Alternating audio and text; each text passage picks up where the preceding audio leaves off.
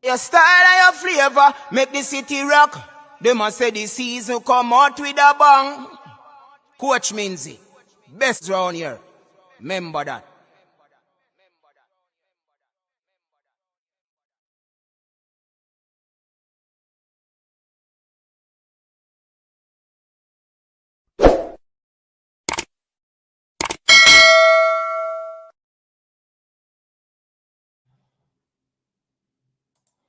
All right, people, welcome back to the channel. Thanks for tuning in to another one here on the Coach's Desk. We appreciate you being here. And as usual, we ask you to like, share, and subscribe to the channel.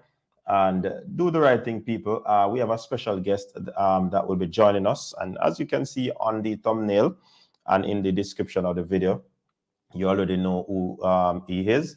It's not the first time he has been here. He was here before, and he did say that he'll be back, and I appreciate him being here another time to have some more track and field discussion. So people, without further ado, I'm going to invite to the stage right now, or in front of the camera, our friend Otto Boldon, the Trinidadian Olympian. He's also a broadcaster and also a pilot. So put your hands together, ladies and gentlemen, and welcome Otto Bolden.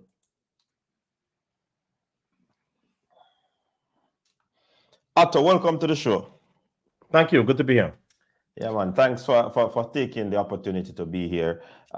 It's been a while. We wanted to do this in the Olympic, but you know the time difference. But we appreciate you being here. How are you doing? Just right off the bat. To be honest, I am just got off the phone with my mother, and I'm telling her, I was like, you know, it feels. I don't want to say depression because I know people have real depression, but when you come off of in June, I spoke at the United Nations, and then in July I had the Olympic trials, and then in August I had the Olympics, and then now it's like, well, we're not doing a lot of the Diamond League until the Diamond League final, so I am finding things to occupy myself.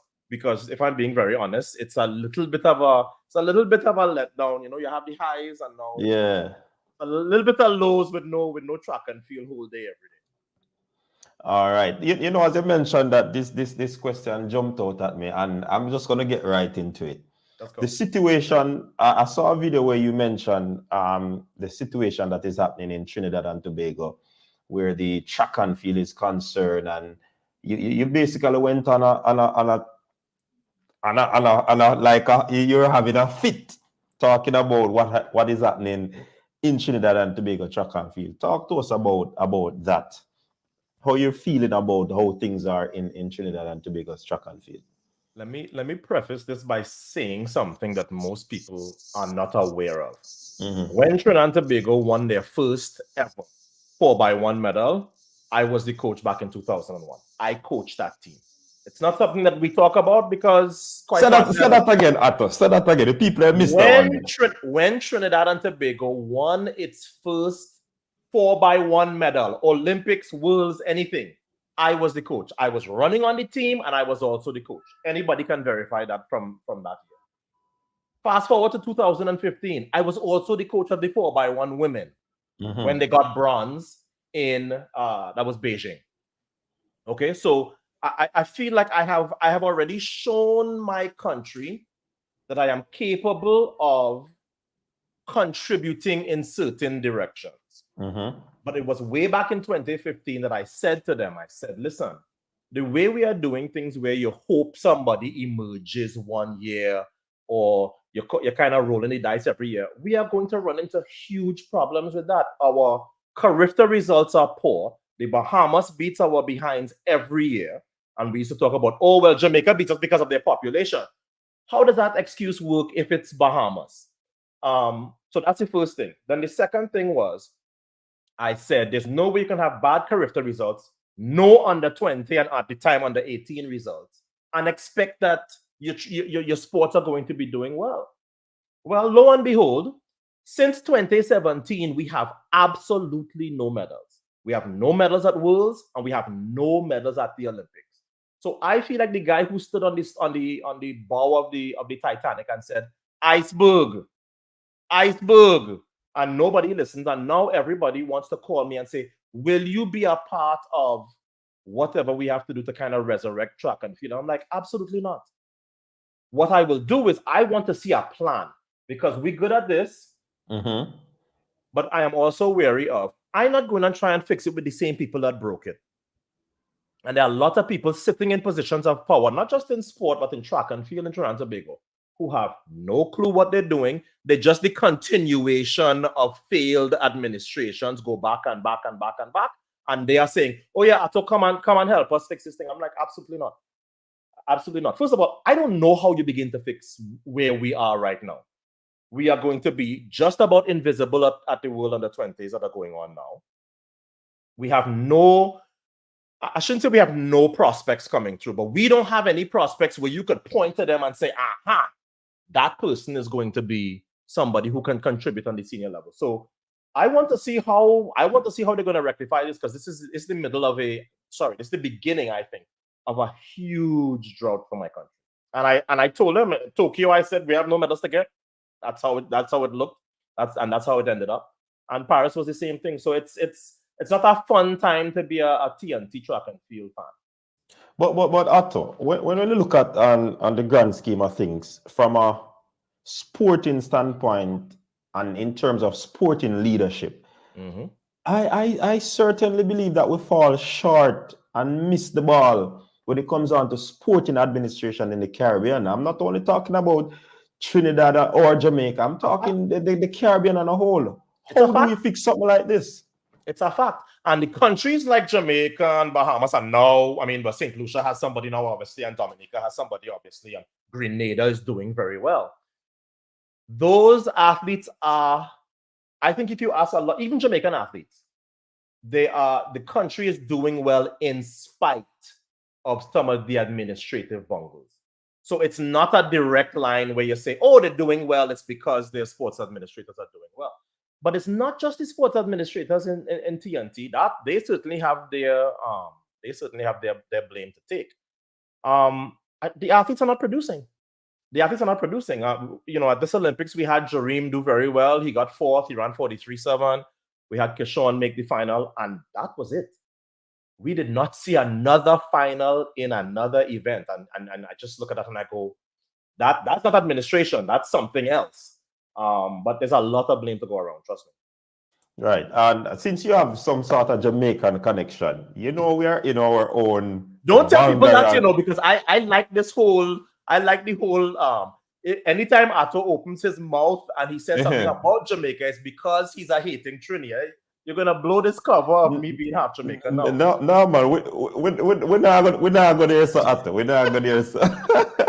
We soon talk about other things, but we're not gonna hear so with that. All right. Since you have a lot to do with Jamaica, of course you're Jamaican. We can't take that. I just realized I still have a national record. Brianna's 200 meter junior record hasn't been broken yet. So I have one of my two records still. All right. This is Fabian, one of the co-host. So he will be joining us in this conversation. What's up, Coach? All right. So talk to us about how you see the Jamaican administration on a whole, because we have some problems too. Talk to us about that. I don't know enough. Look, obviously, when I was coaching Brianna, I don't know enough. Say again? No, I don't. Okay. I don't. No. I don't know enough about. No, I will. There are certain things which I saw, which I went, oh wow. From the outside, it would seem like Jamaica does this better, like prepare their relays. I actually, from the other side, before I got let into the gate, I felt as though the Jamaican relay operation was a well-oiled machine, and they practiced and they were sharp. And I realized that even that team in Tokyo that won was not the most practiced. They were under-practiced severely. So that is the only thing that I can speak to. I saw the video by Thomas Dodd, I believe it was. And that one, I was like, there's a lot of athletes. She's brave, because there's a lot of athletes who know you talk like that, you're going to get banned, you're going to get scorned, you're going to get ostracized. So more power to her for speaking her truth. But the truth is, I don't know enough about what the intricacies of the JOC and the JOA. sorry, JOA and the Jamaican Federation and the J3As is what I was trying to say. I don't understand enough to be able to give you. I don't talk about stuff I don't know about, and I truly do not know. If I saw the video from Thomas Dodd and I thought, wow, that is deep. But I also know enough to know that while I was around and while Bolt was killing everybody and Jamaica was killing in the sprint, it was the Jamaican powers that be that said, okay, yeah, we're doing well in the sprint, but what else can we do? And that's when the whole kind of let's look more seriously at the field events. And I can see now that, okay, Jamaica had a relatively down year in Paris, but the field events kind of bailed you all out and saved you. So meanwhile, in Trinidad and Tobago, you have the former head of the entries who got up on either a platform or somebody's radio station and said, we are a nation of sprinters. So imagine if you are a middle distance runner, a long distance runner, a field eventer, a decathlete. You don't say that. So I can only talk about what I know. I could not give you an informed opinion about the Jamaican federations because I haven't had that much interaction with them, to be honest. Okay. In terms of the Frederick sisters, what are your thoughts on them? They're actually daughters of my friend Peter. I am glad they are going to Georgia because I know Carol Smith Gilbert well, and I think she's a good coach. She's brought along what's the Canadian guy that led the world in the 400 for years for most of this year, Matthew Bowling. She's developed other people.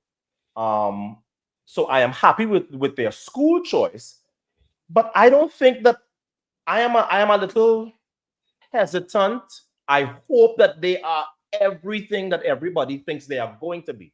But the truth is, if I look at their times now, it's like, okay, their times are very good, but they're not, oh my gosh, this is going to save Trinidad and Tobago track and field. And here's the thing, even if they are, we have to stop this dependence on one or two people. We did that through my entire career. We did it through Kishane, who won 2 medals. I medaled at 2 Olympics. Kishane medaled at 2 Olympics. I think it's only 1 or 2 people in our history that have medaled at more than 1 Olympics. We have to stop relying on that. Where is the truth is, and then they have finally admitted this, because I have been saying it for 10 years. We cannot rely on our club system anymore. We have to get like Jamaica. We have to get like Bahamas. Infuse some money into a high school system and watch the results come out of there. The clubs are not producing anymore in Trinidad and Tobago. So do you agree with the fact when athletes are like imported to Jamaica and are trained and sent back to their country or overseas, you agree with that notion? Because ISA, the governing body for champs, has really clamped down on that. They can come, but they have to sit out a year. Wow. Listen, ISA's job is to promote Jamaican athletes. So fine. I could argue both sides of that coin. I can argue we have the best high school system in the world, arguably. So of course people are going to be attracted to our system. But at the same time, they're like, yeah, but we also aren't going to have 15 different foreigners coming here and maybe pushing aside people who we need to be developed through our high school system that we are going to need to fly the gold, yellow, and the black, yellow, and green. So yeah, that's a two-edged sword there. But I understand. I understand their position. All right, Otto. Say you're basically in the hot seat right now, because you see the Jamaicans. When am I not in the hot seat? Is where I live. That's what you all don't understand. And that's what I appreciate about it. You don't fear the hot seat. All right. So one of the things that the Jamaican fans talk about, and this is 2 things we're going to bring up. Before we bring up that, Fabian will be, after I ask the question, Fabian will be engaging you on that, because him say want to talk to you about that. All right. That's so one thing, this is one. Jamaicans say you are a little bit biased when it comes on to commentary and talking about the Jamaicans. How do you respond to something like that? I love the fact that they think that. First of all, most Jamaicans do not see my broadcast. They see clips here, they see clips there. You know what the American fans say? He's biased for Jamaica. For Jamaica, okay. You ask, no, I'm not saying, I shouldn't say American fans. There is a section of the population in America who says the only reason they put him there is so he could big up the Caribbean. I still get hate mail from people saying, I can't, no, mind you, I've been doing this 20 years. I cannot wait until he is off the air, right? So when people say that, I go, please give me an example of how I am biased against Jamaica, because it is on American airwaves where I have said, I don't care what you all said about Flojo, who I went to school with. The best 100-meter sprinter is Shelly-Ann Fraser-Price. I am the one on American airwaves who said, you see that Elaine Thompson, the same one who, the big controversy now, you see that Elaine Thompson-Herah? What she did is superior to you see anybody else do 100 or 200 double at the Olympics? So I understand that because of where I am on the food chain, people are always going to have, this is not unique to me. The person who is the top football commentator, he biased that is just par for the course. I sleep very well at night. You know why? Because my commentary the fans are more prejudiced than I am. Because I don't care if Kishane or Noah win. I know that from the outside it seems like that. NBC doesn't give a shit. We don't care. We're glad if Noah win, but we're also glad if we have a big upset and it's Tobago that wins and it's this. People break this thing down to passport and affinity and allegiance, and I have none. My country ain't winning no medals. So when I one of your country. Say again? Or one of your country. Okay, yes. The country which I represented is in the middle of a little drought now. It is now 7 years since we have won a medal at the Worlds or the Olympics. So we have our thing. But it blows my mind to see, it's like, give me an example of something I said on NBC where you say that is a biased statement for America against Jamaica. The truth is that what it usually is that I say something. Now, mind you, unlike you all, I don't have no show. I don't have no podcast. So the comments about, I think Jamaica is going to have a dip in terms of medals. That's because somebody from Jamaica asked me, so what do you feel about the Jamaican prospects this year? And I said, you can't look at the big three, Elaine, Shelly-Ann, and Sharika. And look at how they look this year and say, oh yeah, they're going to win the same number of medals. How many medals did they win in Paris? Not a one.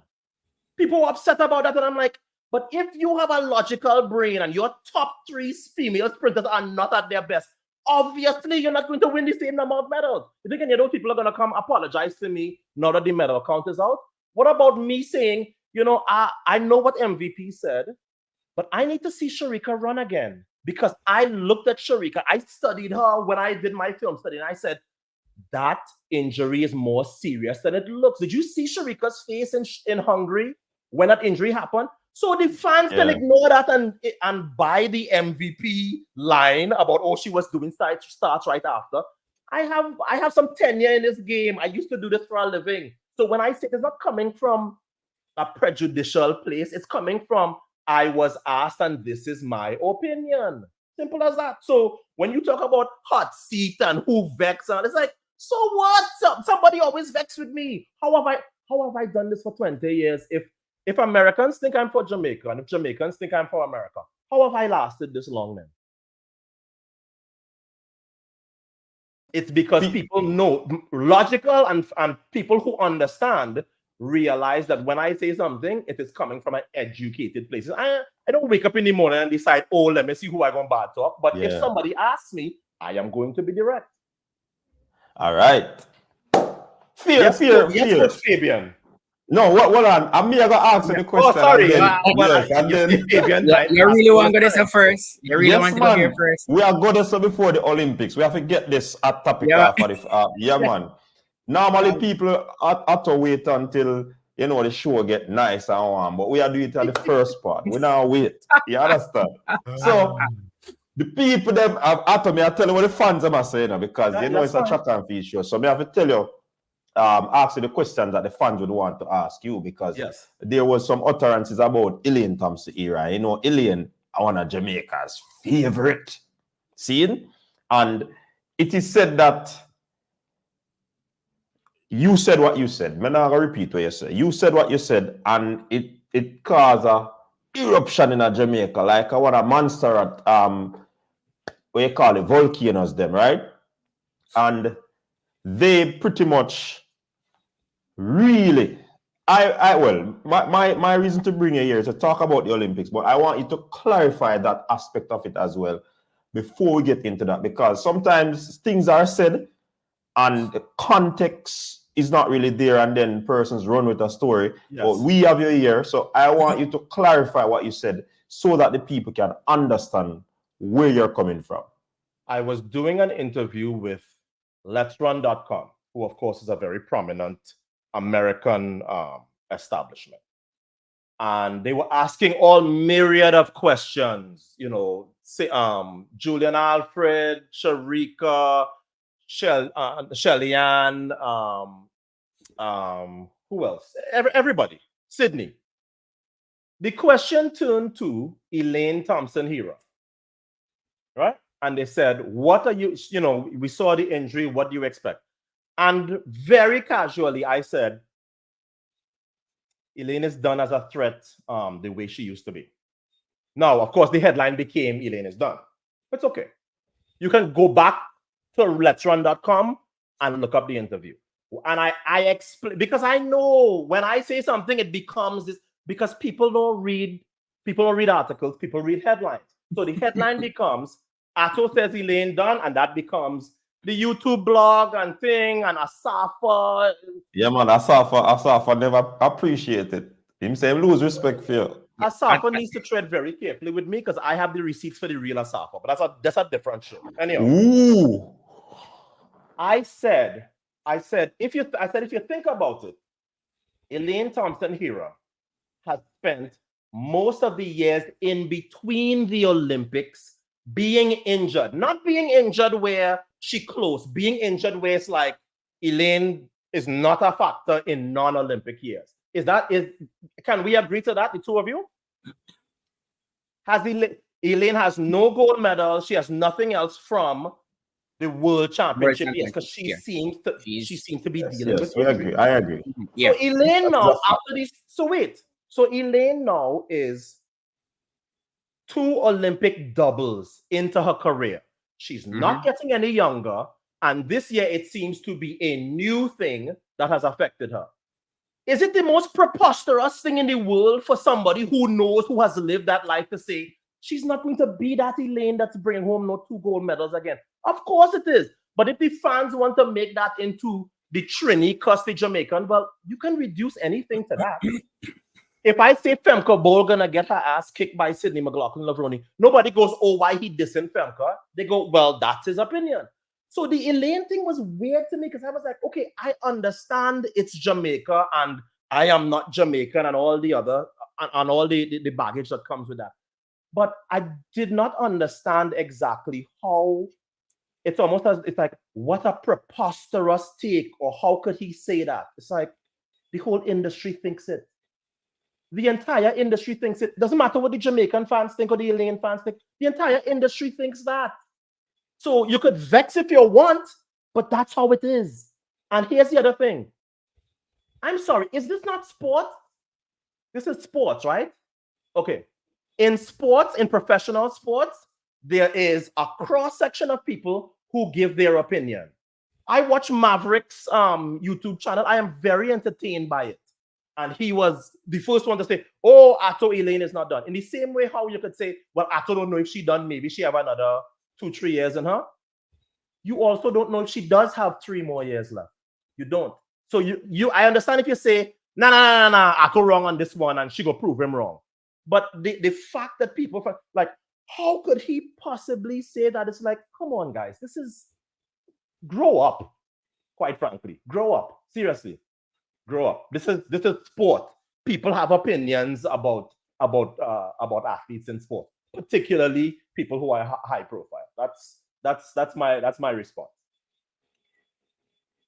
All right. So Otto, I actually watched that interview with you that you did, and it is not a matter of maybe it's the context that is flying over everyone's heads about you saying, "Oh, she's not coming back.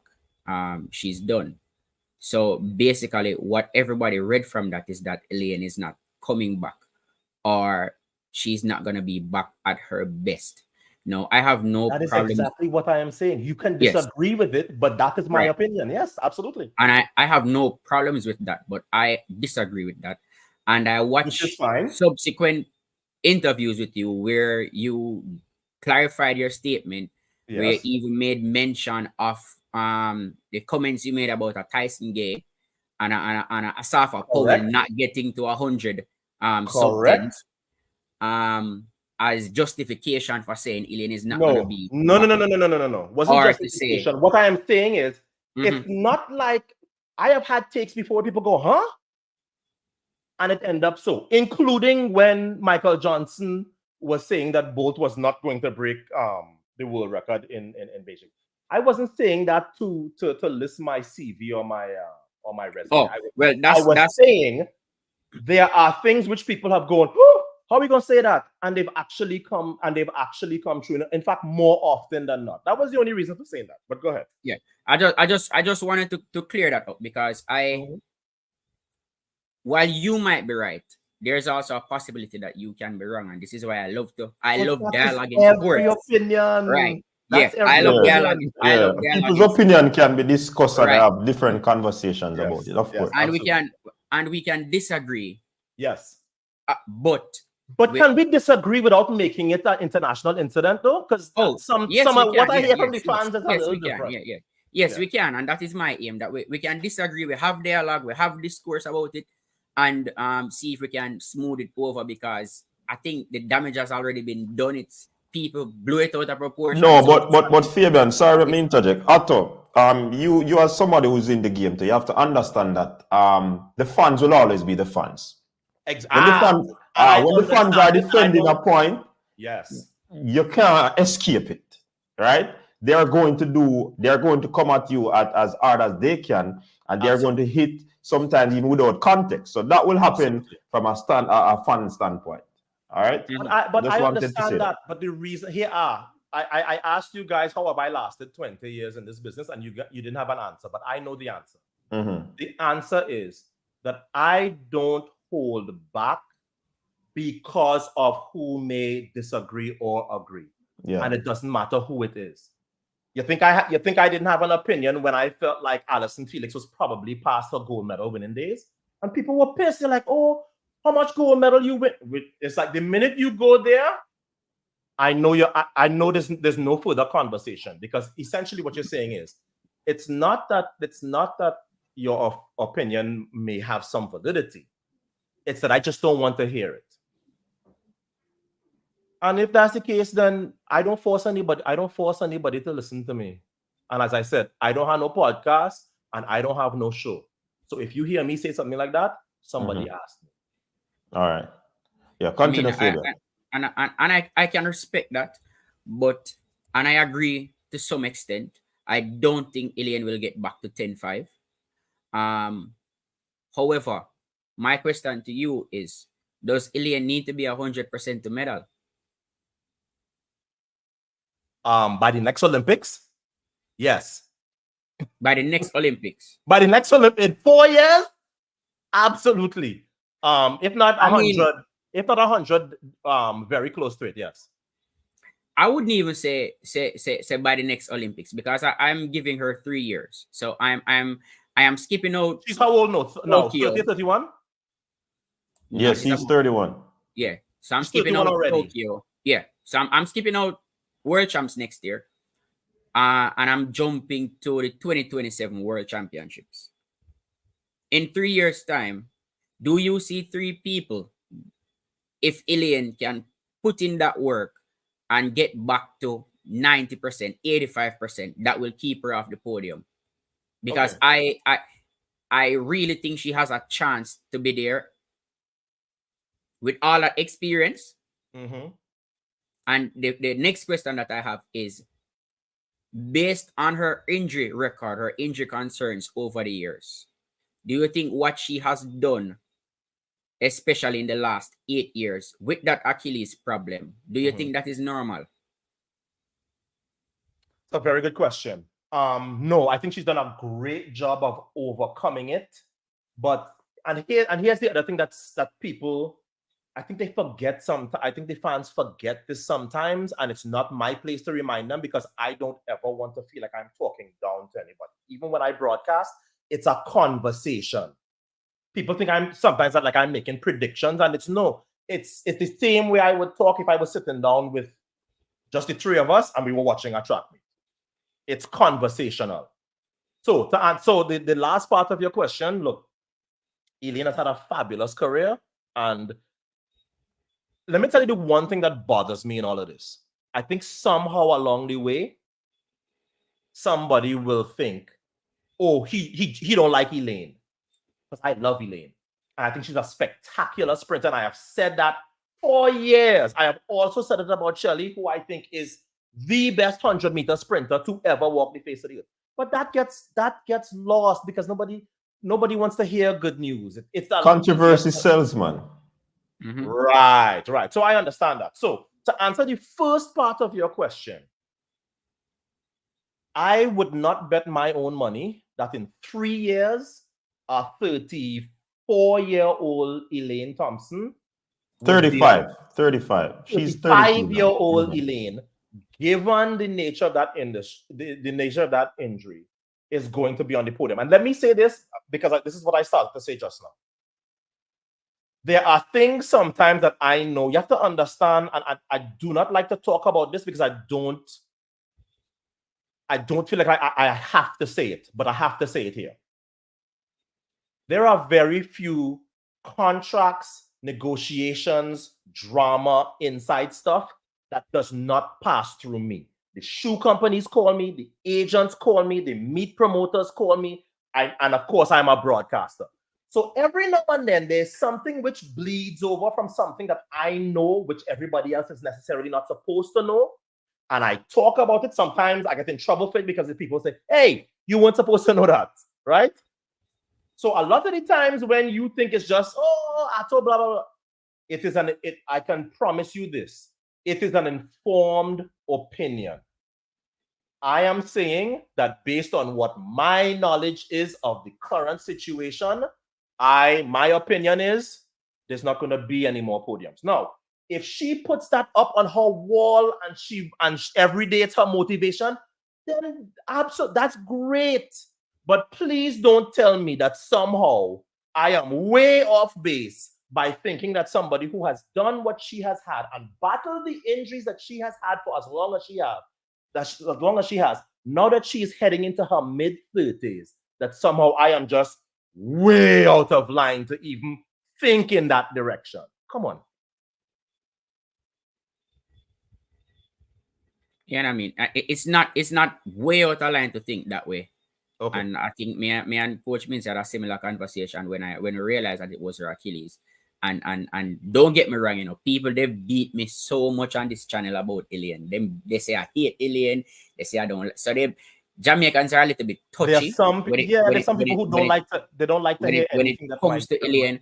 But our aim here is really to give information so that anybody who watches will be more educated than when they just started watching. So it's really for us to give information, to get information. My point, though, Atto, is that throughout her career, Elaine has done some atypical things right throughout her career. In her 20s.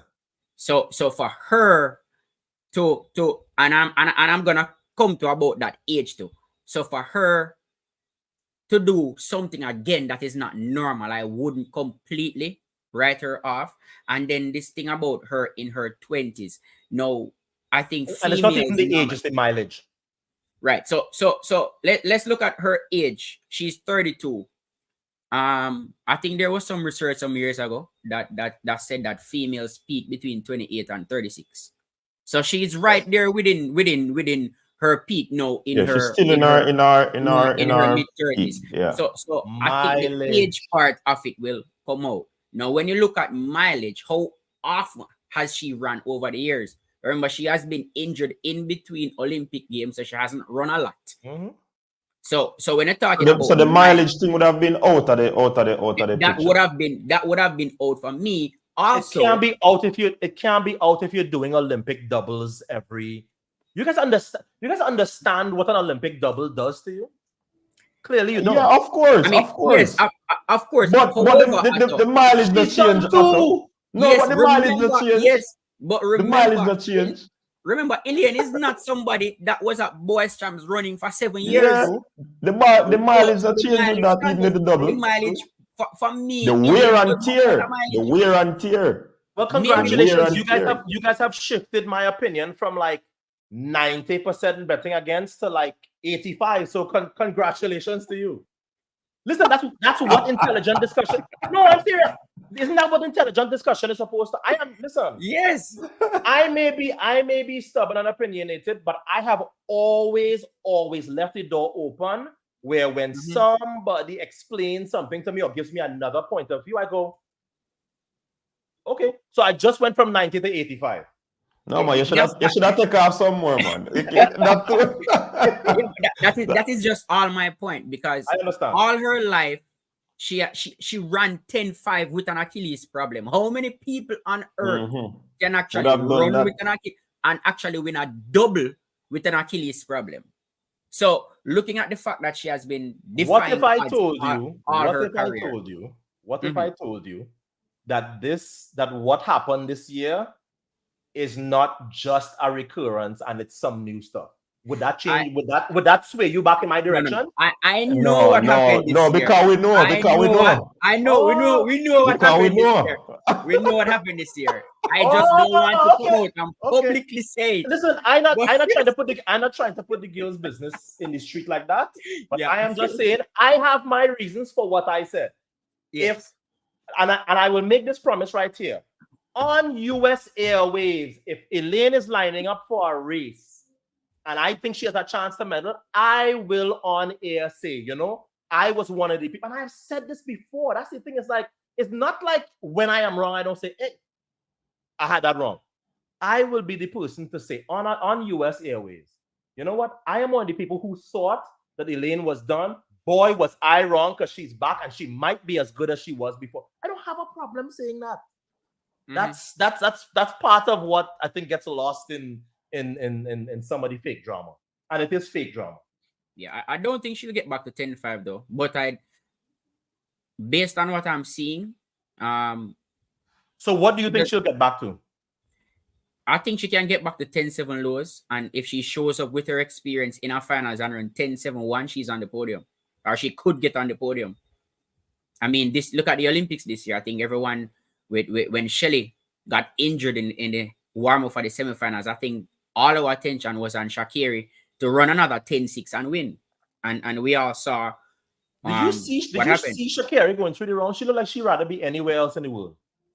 I saw a little fear on her, especially in the semifinal. In the semifinals, yeah. I think when I looked in her eyes, it was like, hey, I'm not ready. Yeah, and I'm scared. I don't want to start another controversy because I'm one of the ones who predicted that Julian would be on the podium. Not that that's no big prediction. We all had that. Yeah. But that final, that Olympic final, could have been a lot stronger. No Sharika, no Shelly-Ann, right? And Sha'Carri's start just has completely deserted her this year. I don't know what, because I actually went back yesterday and looked at her starts, even in Hungary last year, even at trials, and I was like, okay, so she wasn't starting fantastically last year, but it wasn't that. There was no way Sha'Carri was she regressed. Olympic 100 starting like that. No way. In fact, I think she did well to get second. Yeah. I think it's her top end speed though. So I said that, but you can't rely on top end speed alone. Ask Tyson Gay. Ask Noah prior to last year.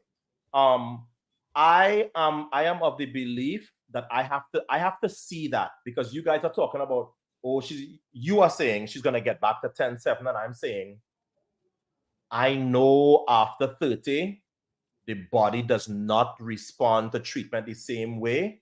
I know after 30, the sum total of your injuries becomes like an anchor, where it's like 2 steps forward, 3 back, 5 forward, 6 back. I know how that goes. But Otto, her former coach Vincent said, there's still hope for her. It is just that she needs to be at a place where possibly the conventional methods that were being used should do away with, and should use some unconventional methods now. And she in a space where she'd be able to be treated specifically for her situation, rather than someone who's not a sports doctor looking at her and stuff like that. So here's the other fact I heard nobody talk about. When she was at her peak, when she was running all of these fantastic times, which made the world fall in love with her, who was her coach? Vincent. No. Who? Vincent. Who was Elaine's coach? Who was Elaine's coach? No, Vincent. Oh, Stephen Francis. Let me say it that way then. Yes. I'm still one named Vincent, man. Okay. Is she with Frano anymore? Mm-mm. Okay. So then that's another reason. And I'm not, listen, her current coach, the coach that she had last year, she had a great time at Prefontaine last year, and I went, that's the Elaine we're used to seeing. And that is significant too, consistency anymore. Yeah, but that is significant, Otto, because if she was able to, in that short space of time, get back to 10-7, yes, that goes to show the quality of the athlete, and that's why I'm kind of siding with Fabian on his part of the conversation. Once she gets that injury under control, then I believe that Elaine can move mountain and blow down the track. It's a massive. You guys are making the if like this, and I'm saying the if is so. If it's not, it's not an if like this or like this. It's a huge if. It's a momentous if. I guess that's at this point. Now that we've gone back and forth, I think that's the only real disagreement we have, because I hear elements of my logic in yours, and I think now I have some of your logic in mine. Where it's like, yes, what you saw as injury time was actually off time, where the car was kind of sitting down, so you can't really watch the odometer. That I will concede that, yes. And I was very impressed by what she did last year. Yeah, man, and that even convinced the mass more that if Elaine, doesn't matter how long she's out, once she's 100% or say 95% that she can run, because obviously with those times that she was running before, she still wasn't 100%. She had those pains, she had those niggles, she was running with those issues. Yeah, and but here's the thing: everybody in the Olympic final has that. That's not unique to her. Yeah, we know that. No, you guys mentioned it once, and now it's like 3 times that you are mentioning, oh, well, she wasn't 100% when she was doing that. And I'm like, well, nobody's... No, it's just to drive home the point that Elaine has never been 100% and she's still... Oh, yeah, absolutely. Absolutely. Yeah, that's the point we're trying to drive home. Yes, that's true. All right.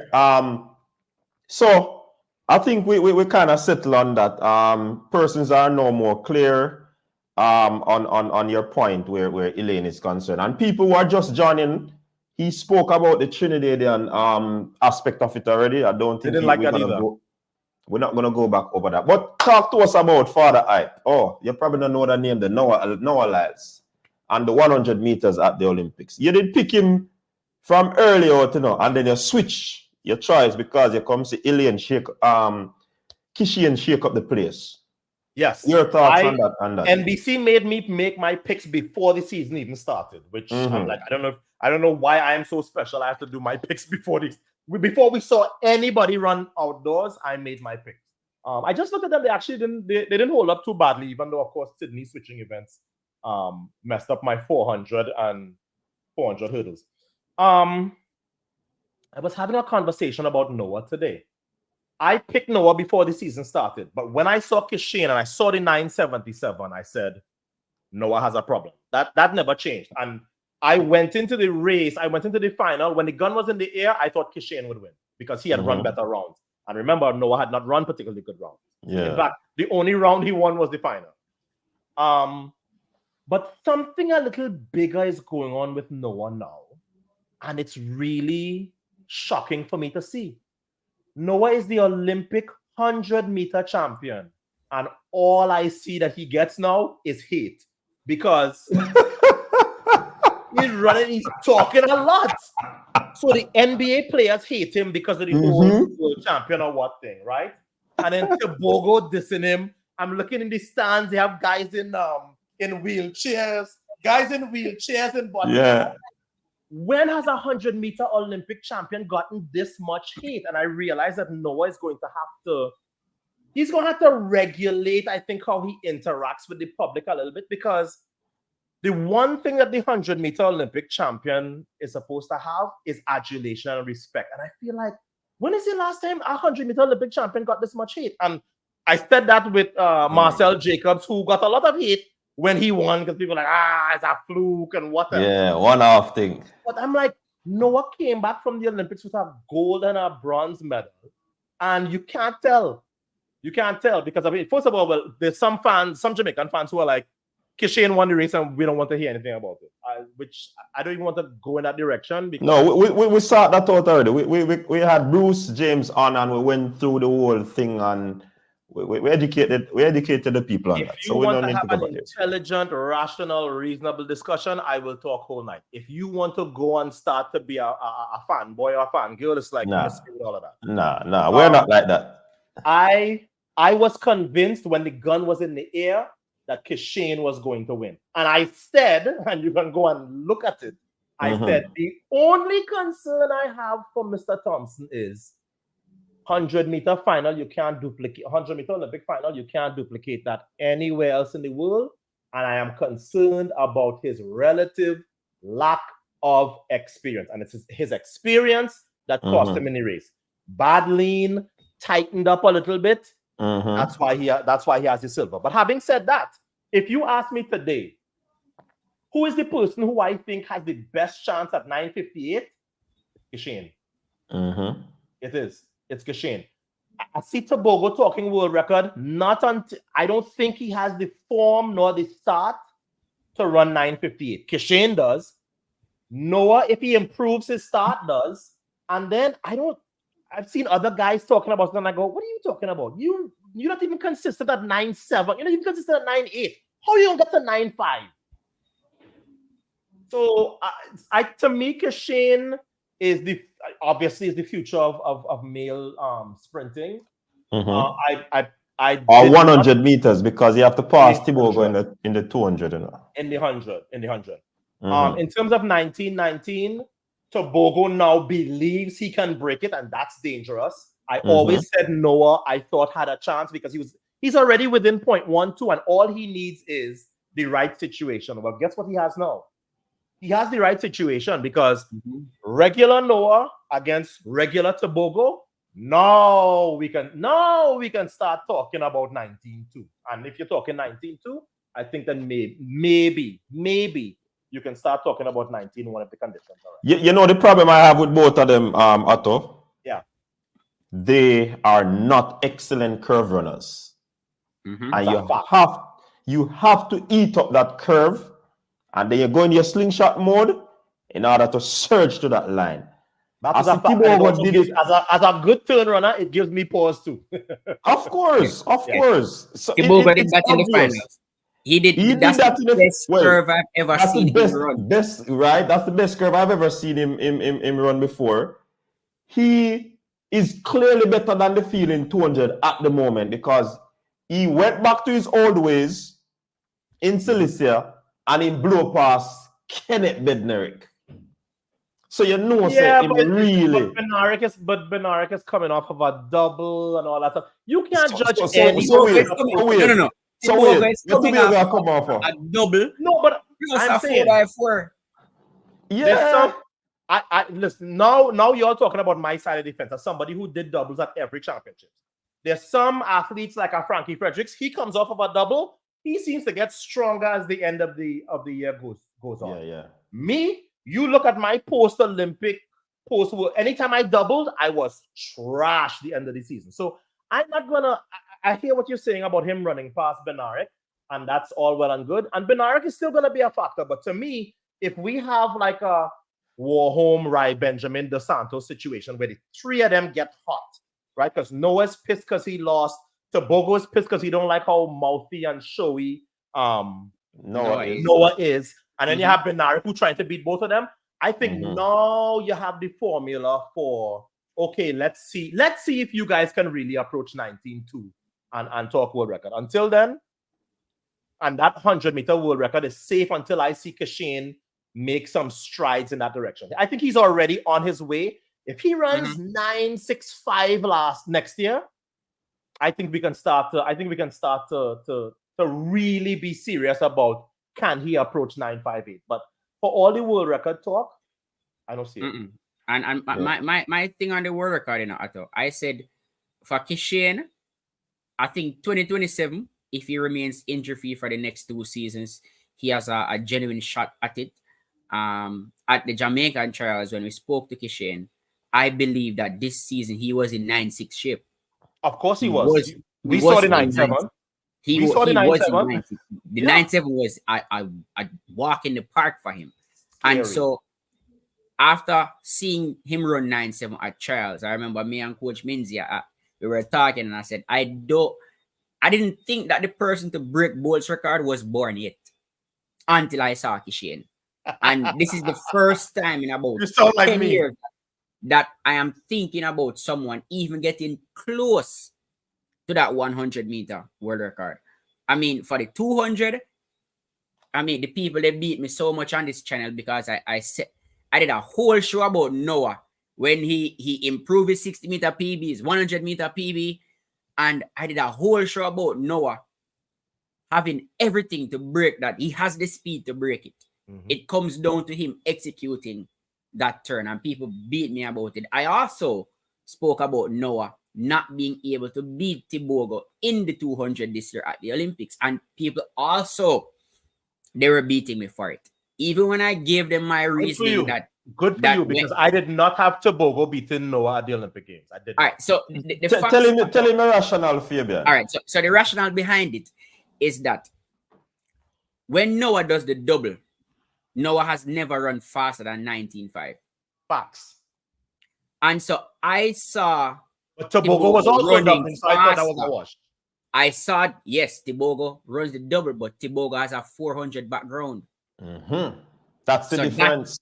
That is the now difference. You're educating your between Tobago and Noah. So that was my reasoning as to why I had Tobago as my favorite to beat Noah, whether he was COVID-free or not. I said, in order for Noah to win, he has to do something that he has never done before. And that is run faster than 19.5, because Tobago will run faster than 19.5.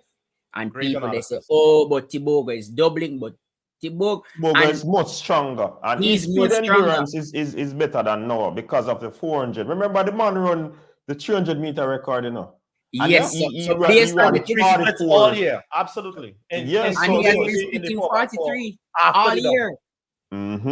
So looking at I love the fact that Tobago has emerged, because one, and I said this, and trust me, I get in trouble for things outside of Jamaica too, because in that thing they asked me about the Africans, and I said I don't trust any of those Africans in the 100. Of course, that did not go over well in Africa. Again, me giving my opinion based on the thousands of videotapes that I have watched, and I'm like, the African men do not do well in the Olympics. There's a reason why the only man who was medaled in the 100 is Frankie Fredericks.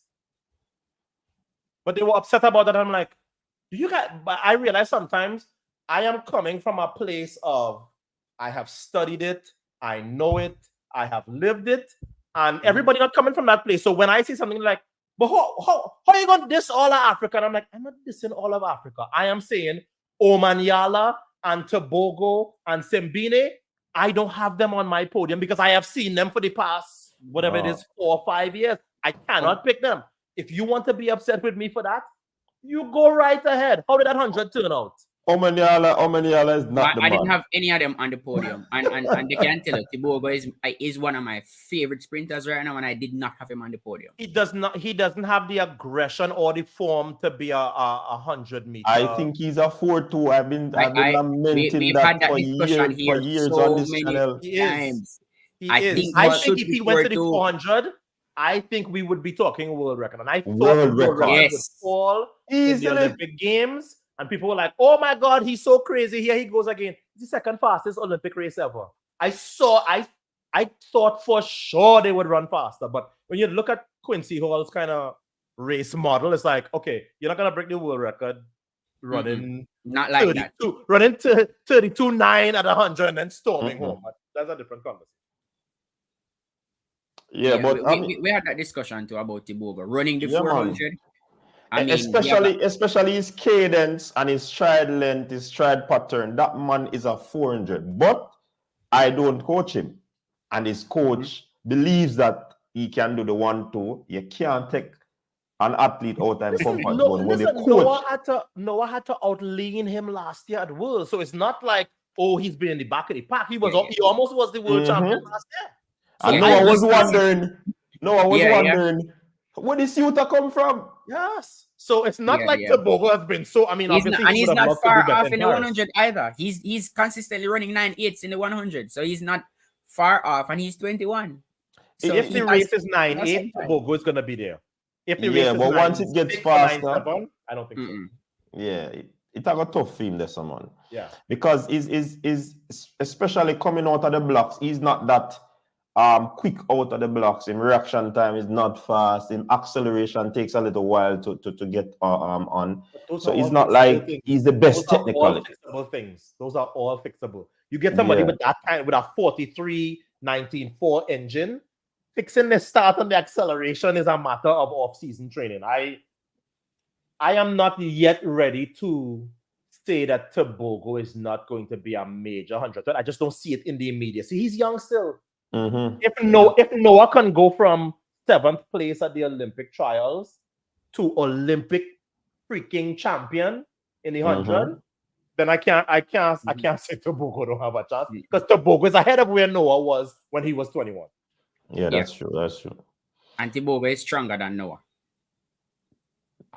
But you know, I'm gonna kind of digress a little bit in the conversation. Somebody have bother we in the something there. So no, Atto, on a scale of 1 to 10, 10 being the highest, how much of an important factor is the spikes technology, in particular Nike spikes? Does it make you run faster? Of course it does. Of course it does. That is not even up for debate anymore. It's not an accident why it seems like every other meet we have a world record. No, as a broadcaster, I have to be very careful with that. Because, for example, can I go on air and honestly say, well, the reason why we're seeing Sydney McLaughlin-Ravroni running these ridiculous 50.3 times, it's really because she's getting a 2% advantage from her New Balance spike. That would be disingenuous. Sydney would still be running ridiculous times even without the shoes. But I think if you narrow it down, there's a lot of 9 guys. Give us a scale on a scale. Sorry, I want to answer your question properly. On a 1 to 10 scale, the shoes are having about a 5 effect. It cannot be 8, it cannot be 7, it cannot be 6, because the athlete talent is there, the coaching is there. So the shoes is not even primary. The shoes is secondary. And to add to that, Atto, it's not necessarily just the shoe. It's specifically the Nike spikes that the person is talking about. So the Nike spikes makes you faster. I have seen all of those spikes. Is the Nike the best? I think so. But the Adidas is not bad, and the New Balance is not bad either. The New Balance is not bad. Right, but remember, who does New Balance have in the 100 where they can say, oh, well, that person, because remember, the athlete's going to make the spike look better too. And when I say that, somebody's going to buy a Sydney McLaughlin spike and say, well, she ran 50.3 in this. Yeah, that had nothing to do with you. She's going to run 50.3 in any of them spikes. In fact, she might run faster in a Nike spike.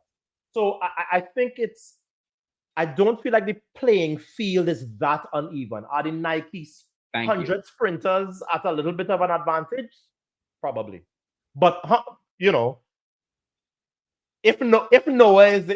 you take Noah's effort in the 100 in Paris and he's in Nike spikes, maybe he runs a little faster. Maybe it's not 0.005 difference between him and Kishane. How much is spikes shave off? So, all right, let me ask the question directly. If you, Otto, is a 9.8 runner in a Puma spikes, if you go over to the Nike spikes, are you going to run 9.7? I don't know if them spikes are giving you a 10th, but if they're giving you, let's say they're giving you 0.08. Now I can't give you a 10th. Yeah, I give you that.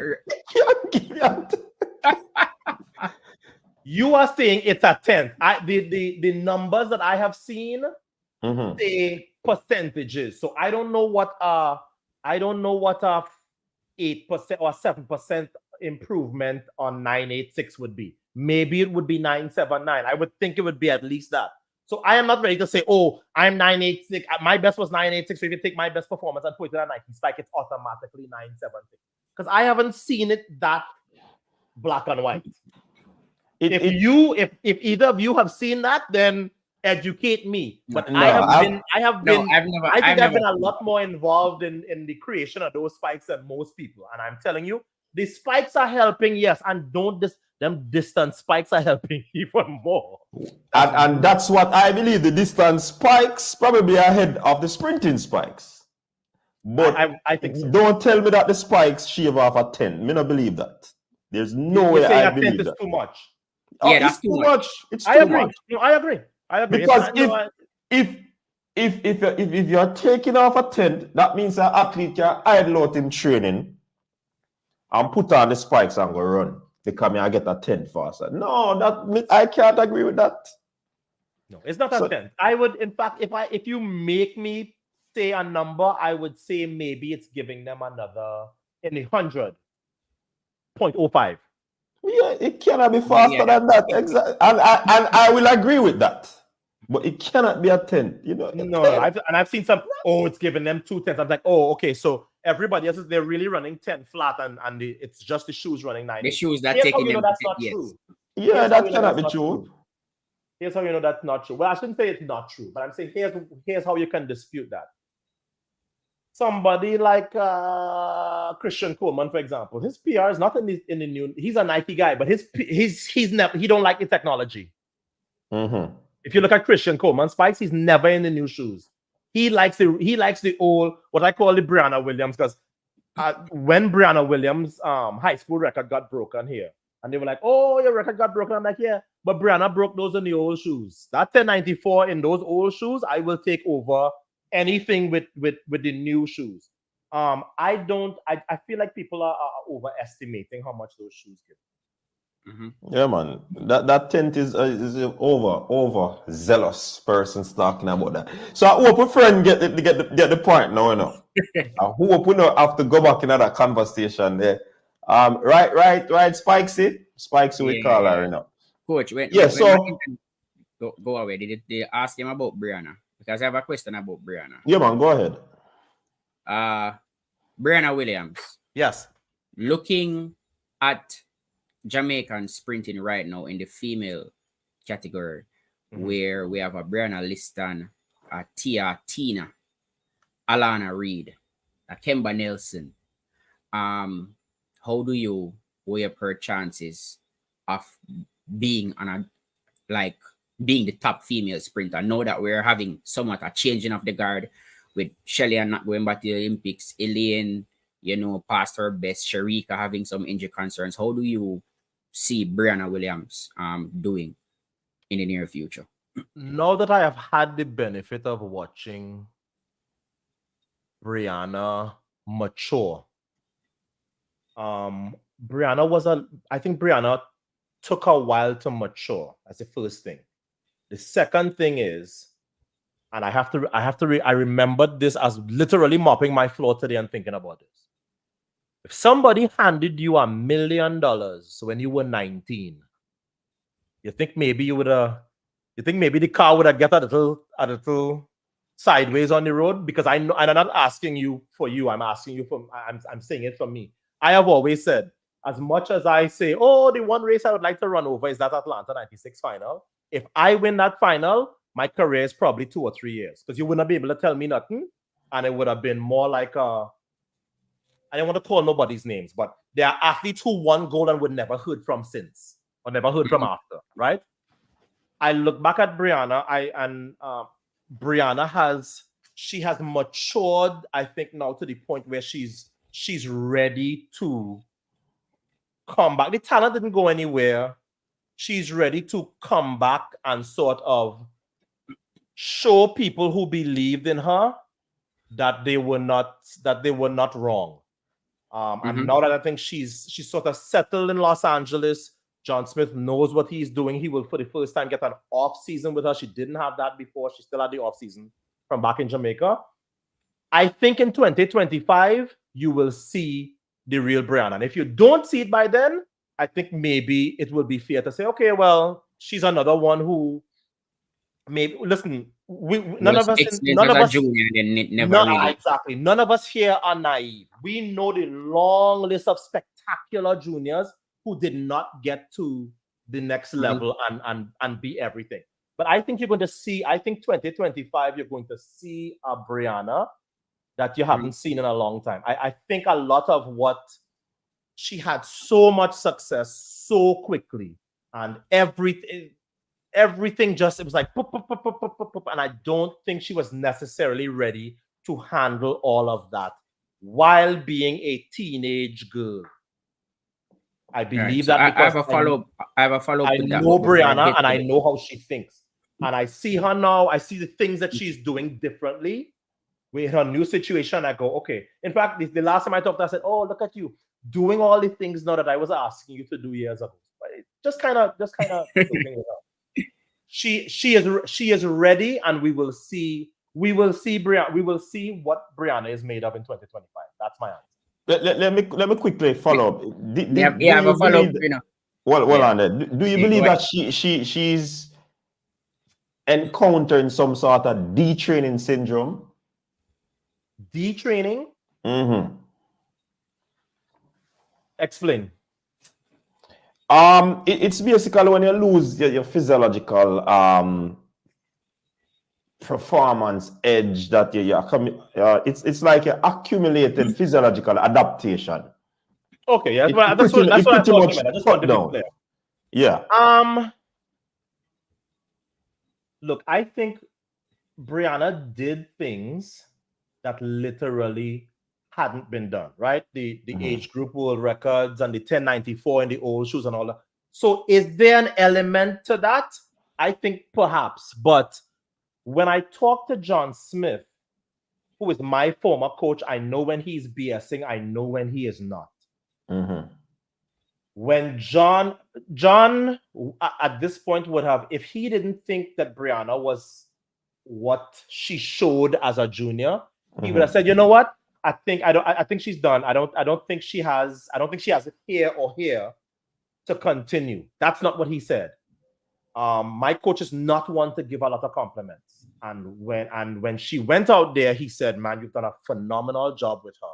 And I can't wait to have a full season with her, because she's working. A lot of the things that I have to explain to other people, because she's understood drive phase and a lot of the things that our system involves from the time she was 12, I don't have to teach her that. So did she have a disappointing season this year? Absolutely. But Brianna went to John Smith in like March or February or whenever it was. So she has not had, if she has an off season with him and then the results are not good, then I'm concerned, but not before. Okay. All right. So before I get to my follow-up, I was just gonna add that based on what I have seen this season from Brianna, with the little time that she has been with John Smith, I can say that next season, getting an off season with this coach, I expect her to run faster. I think she got to 11-0 this season after running some very dismal times early in the season. But my follow-up question to the whole Brianna situation is, you have been coaching Brianna since she was a teenager. Yes. How hard was it for you to let her go to another coach? And how hard was it to see her quote unquote struggle in another program, and what part did you play in John Smith, who is your former coach, becoming her new coach now? The people are called back for after, you know, let me add that before him answer.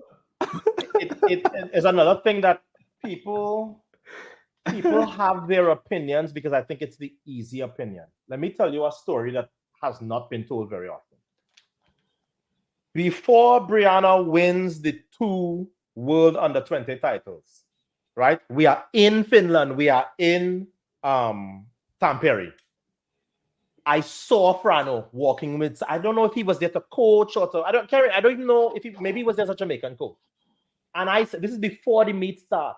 And I said to Frano, hey, I only getting her ready for you, you know. It was never, ever, ever, ever, ever the plan for me to coach Brianna as a pro.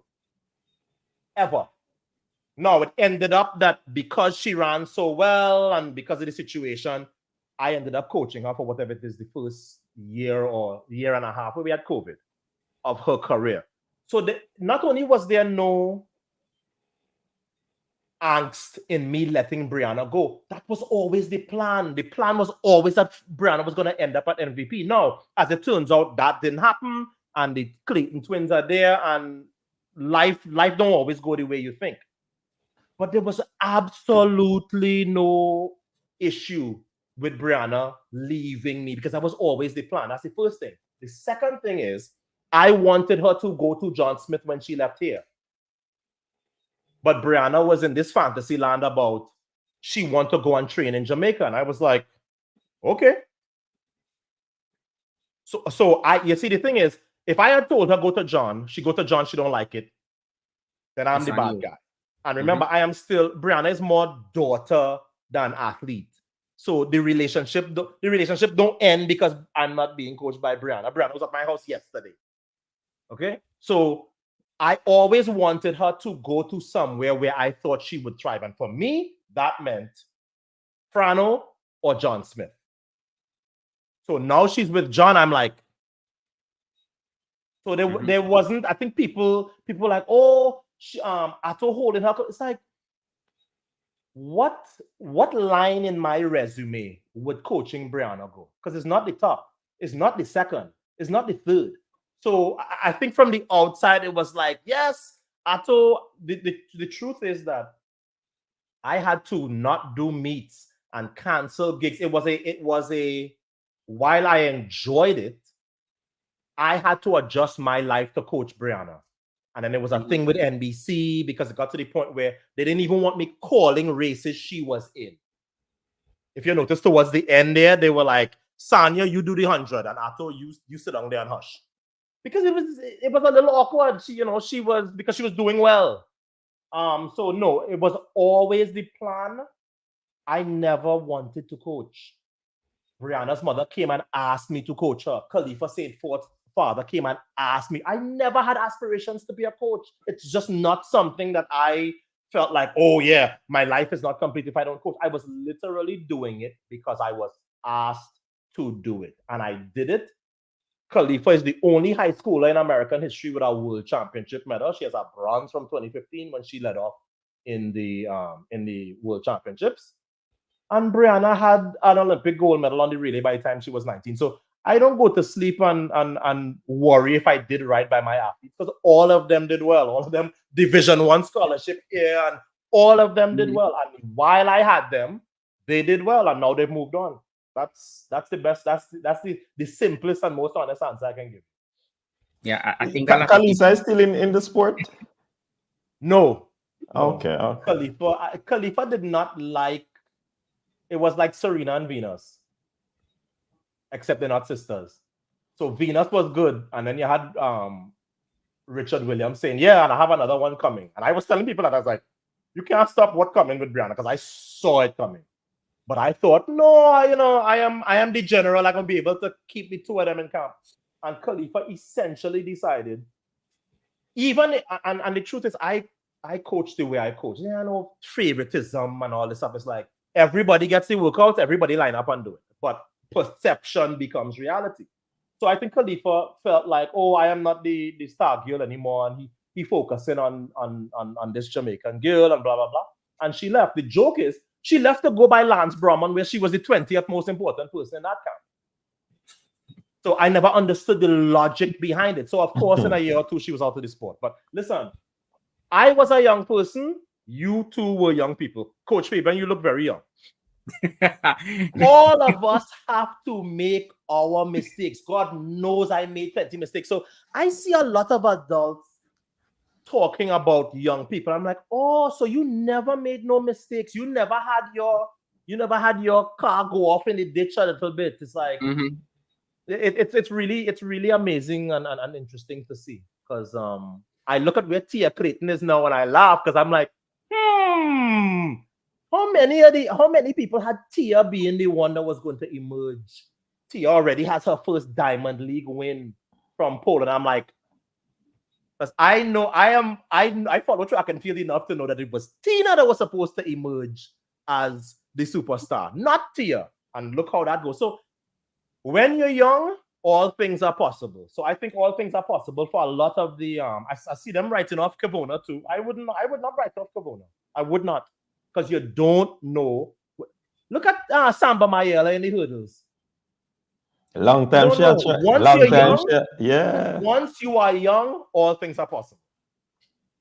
Yeah, man, definitely. A long time, Samba Mayela hit them hurdles, you know. She was an indoor specialist, remember? Yep. She couldn't run past 60.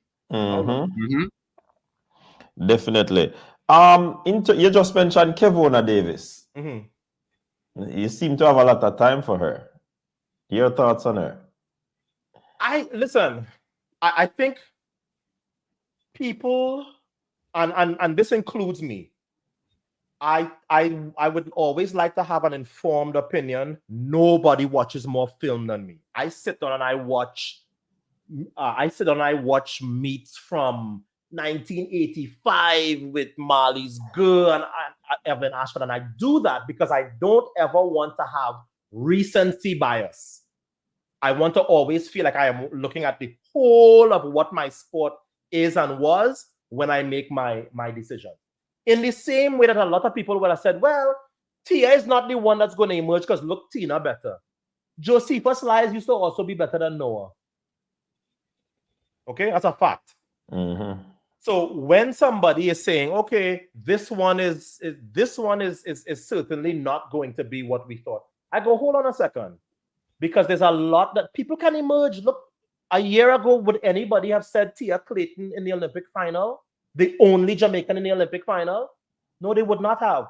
So I am a little bit more lenient, or I guess sit and wait, when it's an athlete who showed immense prowess and maybe has kind of not continued on the same trajectory. Because this is a weird sport. You have people come who are, as we know, amazing juniors and then nothing. And you have other people who kind of not highly regarded. And now you go, wow, look at where they are. So I guess when it's young people, I have a different mindset. As somebody who was a world junior champion, did nothing at 19, nothing at 20. And then at 21, I was the youngest medalist ever at Worlds at the time. So I know it takes a while sometimes to figure out.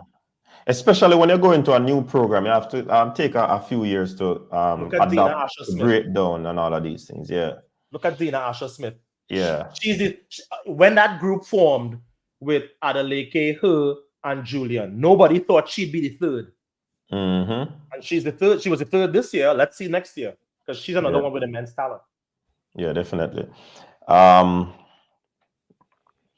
read an article some time ago, I think it was yesterday or the day before, talking about something in the air in Paris that might have affected the Jamaicans, food intolerance and all of these things.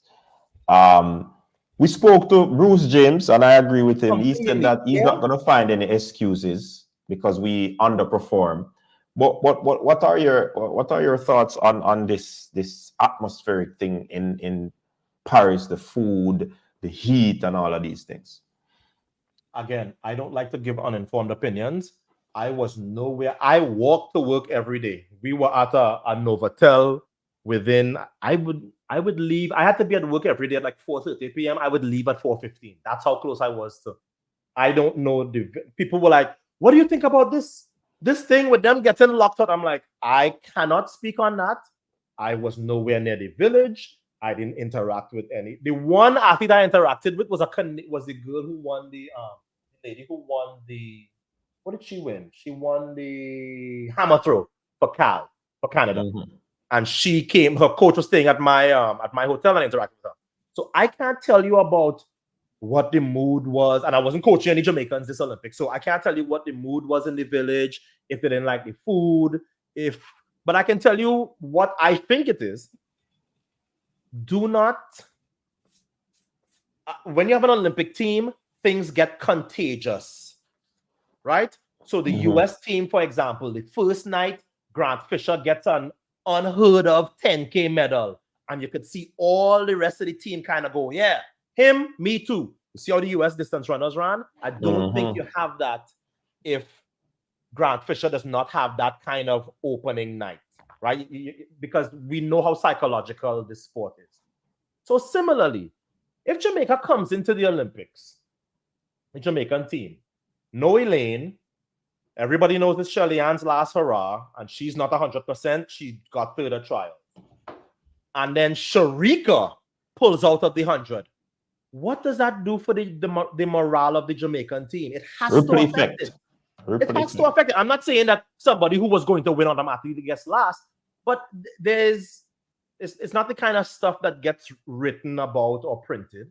But yes, it's a team. And when the team starts and things aren't going well, it can have a kind of domino effect. But I would counter that question by saying, okay, I took a lot of heat for saying Jamaica is not going to have a ton of medals in Paris. People are like, how the hell are you going to say that? And we've already crossed that bridge of why I said that. What was a reasonable expectation with no Elaine, Sharika being not 100%, and Shelly-Ann in her last Olympics? It's like, what was the expectation? Where were the medals going to come from? Because they roll over to relays too, from no, the relays did not do well, but take away those three women, the women's relay. Yeah, that's what I'm saying. They would be a part of the relay. So once we get medals in those flat events, then right off the bat, we're gonna they are the same ladies that are going to be in the relays. So it would be an effect there. I actually thought that I understand why the bar is set so high for Jamaica, because you guys typically overperform. I looked at the Jamaican performance in the Olympics and I went, with very few exceptions, that's about what I expected. It was. Did I have Hansel Parchment getting dead last in the hurdles? No. Did I have the men's team with Akeem and Kishane and Oblique not making the 4x1 final? No, of course I did not. But apart from that, it's like, where were the medals going to come from? Maybe a Kira Nugent. I think a lot of people were expecting more, but she's young. So I don't know. I think, and it's funny that how the whole thing played out, because my literal statement, when I gave that whole thing about, so what do you expect from Jamaica as a team? I said, you have to temper expectations. Maybe I should have said it more plainly. Expect less. Because it seems like that went over everybody's head. And of course, the headline was, Bolden says Jamaica's medal count will be low. I'm used to that, but I also know what the actual comment. All right. There's a question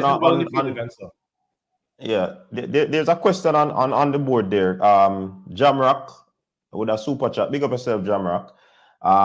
He said we should ask you what your thoughts are on Gary Card's potential. Who is this? Gary Card. Who is this? Oh, you don't know about him. The schoolboy from Woolmans that currently works out with Frano. Listen, anybody with Frano, I'm not betting against them. Just answer that question. if you betting against Stephen Francis, I hope you're not using your own money. So I was not aware of this individual. I don't follow it. Listen, I'm not coaching high school anymore. I'm not coaching any sprinters anymore. So I don't have to pay attention as much as I did before. So I will admit, I didn't know who Gary Card was. I don't even think I watched Champs this year. But if you say he is with Frano, that is all I need to know, because I've seen what he's done with fill in the blank sprinter. So I'm not Gary Card is going to be a force to reckon with. To be reckoned with in the future. I'll go on record as saying that. Hey, but remember, after you say you're a man that doesn't speak uninformed, you know, and you just did that. I am informed enough about Stephen Francis. I don't know. I don't have to know about Gary Card. I know about Stephen Francis. And if you are telling me this man is talented and he's done well at Champs, and now you're telling me that he is in that camp, that's all the information I need. It is an informed decision. Yeah, he's currently at World Under 20s running for Jamaica. Okay, but I'm trying to glance at the under 20s. I saw the women run today, and I'm like, why are they running so slow? They run like 11.3, but I know they're also running into some headwinds, and I heard that the track is not the best. I have a controversial question, but you like the hot seat. Those are the best kinds. Yeah, man. So you like the hot seat, and it's based on a response about Stephen Francis just now. Okay. So give me your top 5 best track coaches. Your top 5. 5 best track coaches. Oh, that's easy. In order, from 5 to 1. No, we can't give you no order, because 1 year, one is that's like saying, okay, what other sport would you do that in? Would you say let's take football, right? Sometimes you're up, sometimes you're down. My personal opinion, Frano, and hold me to this. This is known in no particular order. Lance Browman, Frano, Bobby Kersey,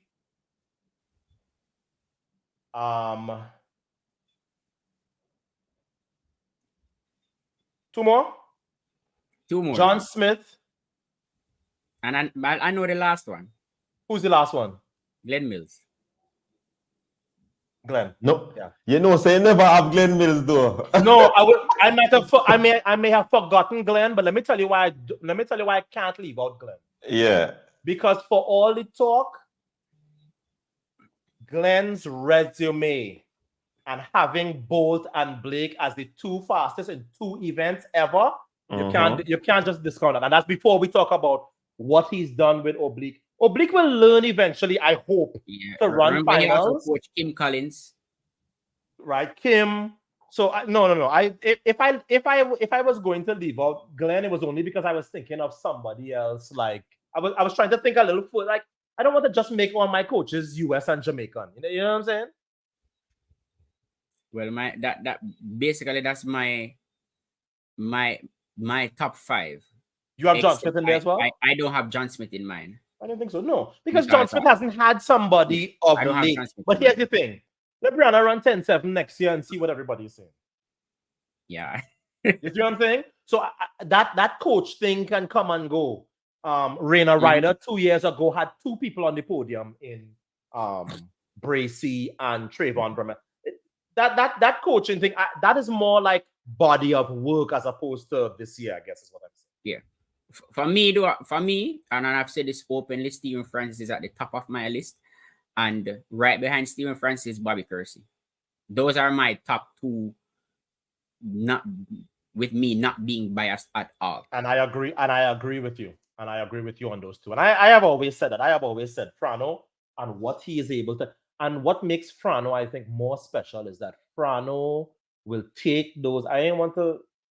This is the best way I can put it. Frano will take that coal and you go, but it's coal. And he presses it and he presses it and he presses it and he goes, diamond. And you go, oh shoot, that was coal and now he's turned it into diamond. So I give an edge to Frano because he does not always take the best juniors or the hottest thing out of Jamaica and turn it into a super. Yeah, and also he does it across disciplines. So it's not like he's long not jump, on can feel cold. So you have long jump, high jump, hurdles, sprints, 400. Yep. So yeah. Yep. Yeah. No, I don't think you find too many people to disagree with you on that. Yeah. We have a call online. Caller, you have 3 minutes the most. Let us hear what you have to say. Welcome to the show. That's a lot. Yeah, man. Good night. Yeah, we're not hearing you now, yeah? We're not hearing him through the system. No, we're not hearing the caller through the system. 876-360-6624. Call. No, we're Hello? not. It's not. We're not getting the sound through the system. It not coming too clear enough, caller. Hey, but props to you guys for even, you know how many shows I go on and they never take calls and they never do it. It's only the No, we're not hearing you. Good for you for doing that. That's important for track fans. I am hearing you, but they're not hearing you. Yes. Well, you relay the question then. All right, ask the question and then I ask them. We can do that. Go ahead.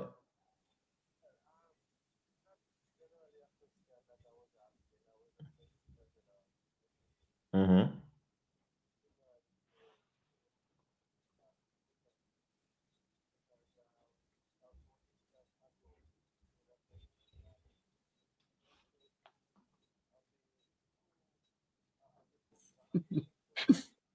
A lot of dead air here, boy. Yeah. All right. So normally it normally sends through the system, and we are here. I understand. But we're having caller. As Otto said, we have a lot of dead air time, so we have to go hang up the call. We don't know what is happening with the system right now. We apologize for that. All right. Yeah. Yeah, man. Yeah, you don't want dead air on your show. That's not good broadcast. Yeah, man. Tell him to type. Yeah, that's not good for the show for real. Yes. I don't even remember the point that he was making. After all that, you don't remember the question. No, it wasn't a question. He was actually making a point. And because I was looking here and there. Tell me if you're hearing this one. Hello? No. You're hearing? No, still nothing. Quick question, quick. Because I have another question while I'm sorting that out. Yeah, you go ahead. Okay, all right. Good question. All right, this caller said that what would be your take on Alana Reed's current coaching setup? What are your thoughts on her? Do you think that she's at the right place, or she should separate herself and try to go somewhere else? This is somebody trying to get me to co-sign an opinion they already hold there. Oh, I already answered this in the last question by saying, when you are young, all things are possible. I see athletes make one move and people go, up, that's it. And it's like, no, it's not it. You can, when you're young, you can course correct. So yeah, I read enough of what goes on with Jamaican track and field fans so that people had a lot of, oh, that's not the move. It's not your life. It's not your life. Alana and her people decided that is what was best for her. And I respect it. Now, if she goes there and things don't go well, you go, well, maybe she should make a change. But in the meantime, it's like, I think the thing that fascinates me the most sometimes about the fans is that the fans feel like they have every single answer. You don't. You do not. You may love track and field, and I love that about Jamaican track and field fans. They're very, very knowledgeable, very opinionated, but I think sometimes those opinions work against the athletes. I saw some of like the vitriol directed at Shellyan, some of the vitriol directed at Sharika, and I'm like, how can this be right? Sharika, listen, I as I said earlier, I saw the video. I never thought that injury was the nothing burger that they were making. I always thought it was something.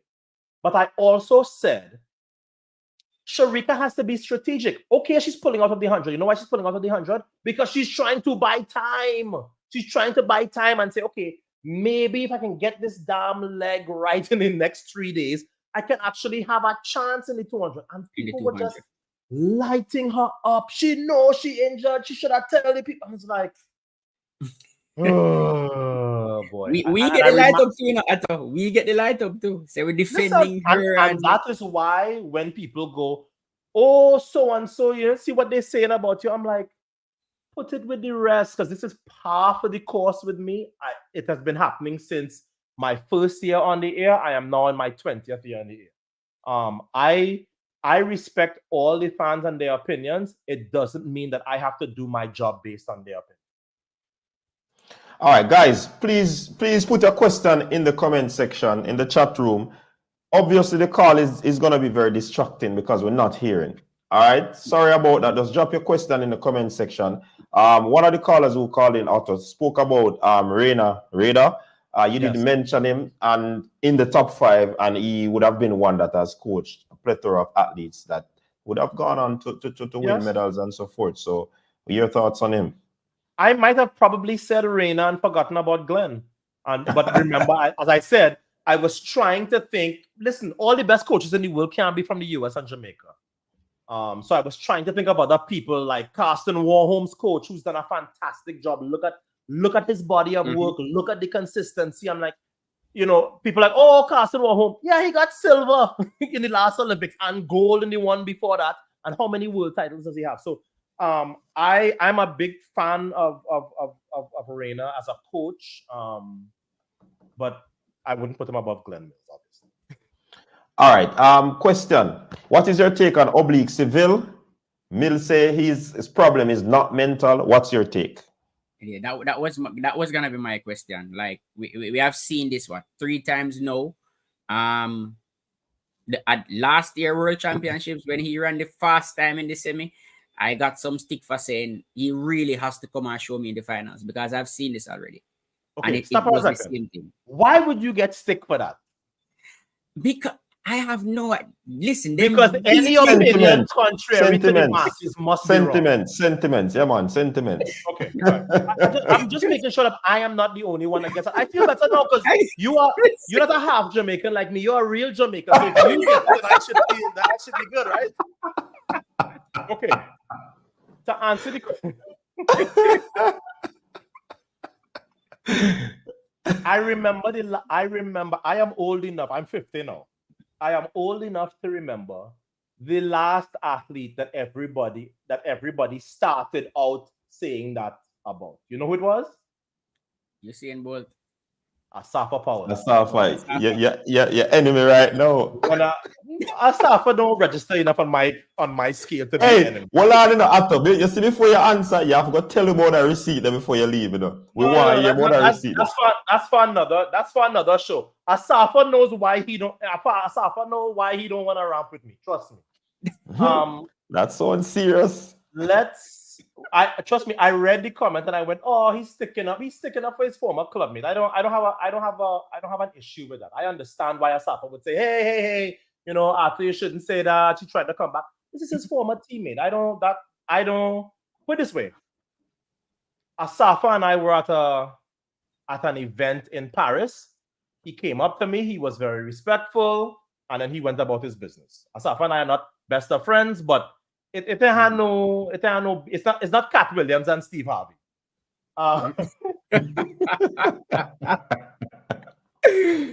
But having said that, that's what was the question again? See, all the distractions.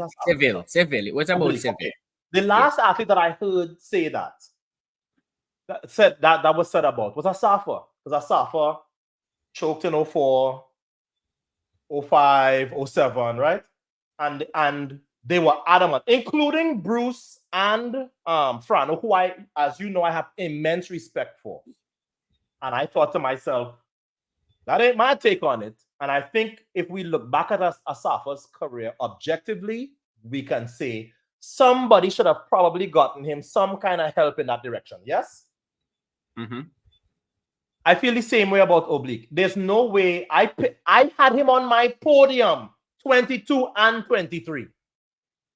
There's no way in Eugene in 22 at Worlds, he went his heat, he went his semi-final, and in the semi-final, he beat the eventual silver medalist, and then, I don't know, in the final, he's 4th.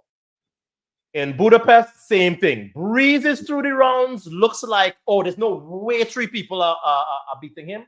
Something happens. Now, I understand, I saw at the end of the final in Paris, he pulled up, but let's be honest, it's not like he was in the race to begin with. So if we are being honest and we're not being fans and we're being objective analysts, that is now 300-meter finals in a row where Oblique Seville has breezed through the rounds and not delivered in the final. If I am in that camp, I say, okay, Oblique, you will have to tell me that is up here. Let's just get you over to a sports shrink and let him tell you that. Maybe you're right. Maybe you've just been unfortunate. Maybe you're running too fast in the rounds. I don't know what it is. But let a professional tell us that. That's all I'm saying. Remember back to my other point. He's young enough where when you're young, you can always course correct. Right. Hey, I got beaten for that too, Arthur. Me said this man need to see a psychologist. And the people then take me on. But as we say, we used to them thing there. I saw one too late in my career. They're beneficial. Yeah. As Caribbean people, we don't believe in sitting down and talking about our problems. We don't even go see doctor. True. But it's 2024, and we understand now that a lot of the things that our parents did are not necessarily the best things. Correct? Yeah. Yes. I am a big Oblique fan. I communicate with him every now and then. And I've always liked him from day one. And I want to see him emerge and be a real threat to Kishane and Noah and all the other guys, Fred Curley, everybody. And it's in there. I just feel like he's not fully formed yet. It's like 85, 90. He's not. His coach said he's not. He's not. Yeah, his coach said I'm not gonna write. So I'm not writing off Oblique because I'm a huge believer in his talent. All right, your thoughts on Kishane doing the 200 meters, as he alluded to? Never seen him. Look, it's gonna make it's gonna make him unbeatable in the 100. Because with that size body, if he starts to, you don't even have to run 19.6 and 19.5. If Kishane Thompson is running 19.7, 19.8, he is going to be damn near unbeatable. Because if you look at that Paris Olympic final, it's not so much. Did he run tight? Of course he did. But it's really in the last 20, 25 meters where you could see the wheels kind of coming off. And listen, if you've never been in an Olympic final, you don't know what that feels like. I see a lot of people with all kinds of, it's like, I'm sorry, how many Olympic medals did you win? How many Olympic finals did you? Most people, listen, the call room environment at a world championships, forget Olympics, would make most of these people who are keyboard warriors crap in their pants. You hear what I'm telling you? It feels like death row. It's the most lonely feeling in the world. I have always said, I don't ever hope to be on death row, but I am sure that's what death row feels like. It's you, it's quiet, it's officials, and then they go, gentlemen, let's go. And you're taking that walk. Your money can't save you, your girl can't save you, your father can't save you, your mother, your coach. It's just you and the whole world watching. And you're going to be remembered for the rest of your life by how you do in that race. So there's a lot of you have no idea what it takes to line up for that. So I look at Kishane. If he starts to take the 200 seriously, it is going to make him a better sprinter in the 100. And now I think we can really talk about the world record 9.5. Technique over power. Technique versus power. Which would you take? Technique. Tell the people why you take technique, because some people don't believe in that technique either. Did Noah Lyles win the 100 in the Olympics because of technique or power? Wait, I'm sorry, I'm asking the wrong fans because they still think Kishane won. If you ask somebody, if you ask casual, no, not your fans, just all the ones online, not mine. No, we educate them. We educate our fans. We fix that. We fix that. I apologize to your fans, but I'm like, look. To me, the best thing about Jamaican fans, and I've said it already on this show, is how informed they are. So when I saw these people on my Instagram and all over the internet saying, "We don't care what nobody say," Kishane, I was like,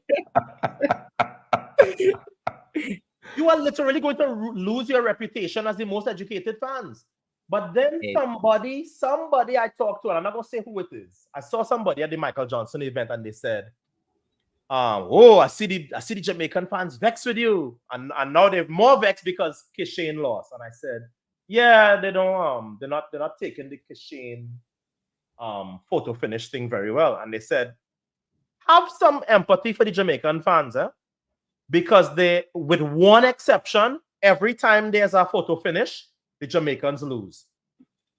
And I said, oh shoot, you're right.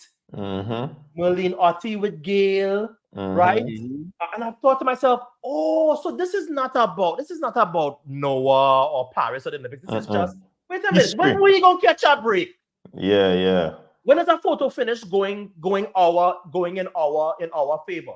So I think it made me, because I was seeing some nonsense online, and I was like, nah, man, no. These people cannot be serious. They cannot be serious with what they're saying. I will say, as somebody, I don't have a horse in that race. To me, my job gets more exciting if Kishane wins that race.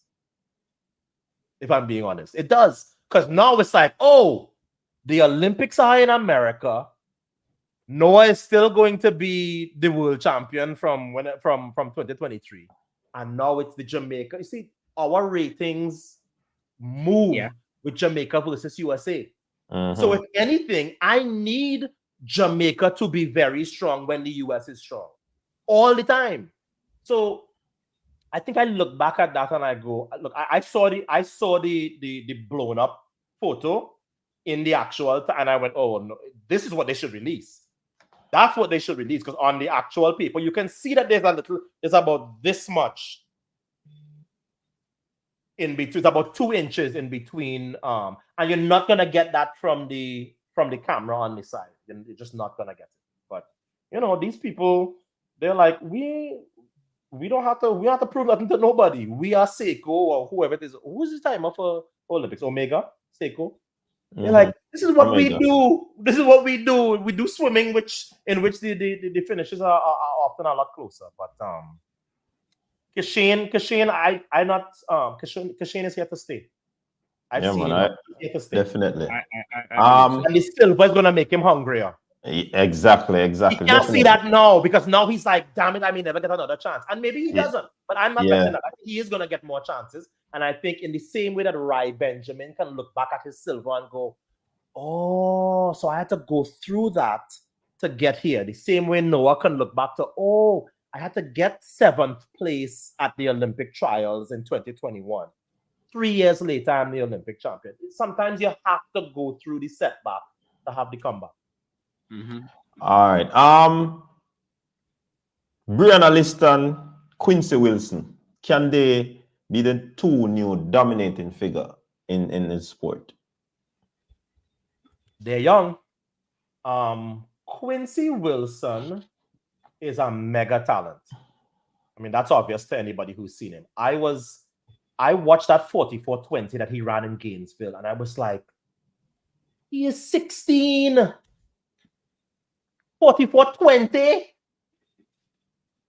I am just, and that's why, to go back to our conversation about the shoes, how are you gonna tell somebody that Quincy Wilson is running fast because of his shoes? So he wouldn't run 44. He wouldn't run 44 low without his special shoes, and he's not in Nike. I think he's in Adidas. New Balance. New Balance. He's a New Balance. Okay, so he is not in what we all agree is the super spikes. I wouldn't bet against either of them. I have watched, especially Liston. I saw her come up. I saw her at Champ. I have seen. In fact, I told Brianna when she ran the 2250, I say, is Liston gonna break that record? I was convinced of it, and I think she's number 2. I think she's number 2 in Jamaican juniors. I think she ran like 54 or something. She ran close to it. Yeah. No, Brianna Liston is gonna be fine. And I'm not betting. I am also not betting against Quincy, because I think, look, it's easy to write off the prodigies, but every now and then a prodigy makes it, and you get a Sydney McLaughlin of Rome, you get Alison Felix, you get a Tobago. So I am enough of a track fan where when a prodigy shows up, I am more excited than, oh, we've seen this before and some of them don't pan out. I'm not cynical for that. I would love to see them emerge. I just want to, before we move on, you spoke about Brianna's 200 and Listan's chances of breaking it. Shania Douglas. What are your thoughts on Shania Douglas and her chances of actually going faster than Brianna did? I think her chances is good. She has how many years again? 2 more years as a junior? Yeah, she's 16, turning 17, I think, next month. Okay, so she has 3 more full years. Three more chances. I think, yes. Yeah. I don't see that record. I told you at the beginning. I'm surprised it lasted this long. So I don't see that record lasting too much longer. To be honest, no.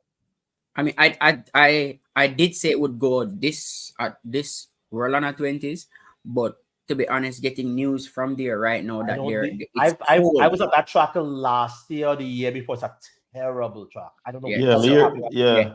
Getting news today. I'm hearing that the track sucks down there, and it's cold sucks. Too. I was there for something Nakaka something last year with and I was like, this track is terrible, and it was terrible then. So this is a year more of Lord knows what else. So it's So beforehand, I was thinking, hey, she might break it, but then getting the info from people who are currently there, they're saying it's cold, the conditions are not good, etc. You know when she'll break it? You know when that record is gonna get broken? In like the semi-final at Champs. Just mark my words on that kind of thing. It's gonna be a race where, okay, I need to just get away from everybody on the turn and then relax home. Oh, whoa, 22:47. It's gonna be that kind of. And then of course she'll probably break it further, but no. 22:50 at the time was a great run, but it's 6 years old now. Mm-hmm. Time for it to go. Records are meant to be broken. All right, I'm searching to see if I'm finding any more questions. Somebody, go ahead, Phil. I have a non-track and field question. Sure. You are basically an analyst that we consider to be on top of the game, calling Olympics, etc., on NBC. Okay. What advice do you have for aspiring analysts, young track and field enthusiasts who want to venture that path? That's a good question. I think there's a tendency to think that you are either going to step out of your career and into the broadcast booth, or that somehow this is easy. That is the number one thing, and I have to remind people all the time. Professionals make the difficult look easy. And every year, there's some new broadcaster that flames out, not just in America, because I have a text right now from somebody saying, oh my God, I need to get you on this Peru broadcast, please. So it's the kind of thing where people look at it and they go, oh, I know all that stuff he's saying, it's easy. Broadcasting is not what you say. It's when you say, it's how you say, and then it's what you say. But let me get back to the other part, because I think that's the more important of the two. Nobody will remember, because it doesn't get written about, when at the beginning of my career, I was doing like pre-game online stuff. Noah's agent, Mark Wetmore, used to fly me, and I'd say, and we'd do like pre-game shows, essentially. Like, okay, so what are we looking forward to today? Oh, well, what are we looking forward to today? Well, we have so-and-so in the 400, the 300, whatever. So even though it doesn't seem like I did, I actually had to pay my dues to get here. So it wasn't that, yes, when I got on the air, did I sort of take off immediately? Sure. I will concede that. But the getting on the air, the getting one of those seats, and then sitting there for 20 years, listen, the company I work for is the biggest media company on the planet. When they say NBC Universal, they mean it. They can literally go and get anybody. So the only reason I am there is because they think I am worthy of being there. And I don't have no fall-offs. I don't get to have a good Tokyo and a bad Paris and a bad Rio, but a good Beijing. I have to have a certain standard in my broadcasting, in my analysis, in my replays that keeps me in my job. So my advice would be to somebody who's trying to get into broadcasting, any opportunity that somebody gives you, take it. I have done in-stadium announcing. I have emceed events. I have done pre-game. I used to do a show called The Cool Down with Atto Bolden for the Diamond League. What you do is, it takes a while to find your voice. I would not even classify myself as an excellent broadcaster until maybe 4 or 5 years ago, being dead serious. I would not. And I've been doing it for 20 years because it takes a while to ignore the noise. It takes a while to find your own voice. And quite frankly, it takes a while to broadcast as though you're not broadcasting. And I have mentored maybe 10, 15 people, including Sha'Carri Richardson, who has now been there for 8 years. Yeah. So she's well into her own career. I have mentored a lot of people. And the thing that I tell them first is, stop broadcasting like you're trying to be the television version of yourself. You see how we're talking here? Mm-hmm. I had to learn to broadcast like that.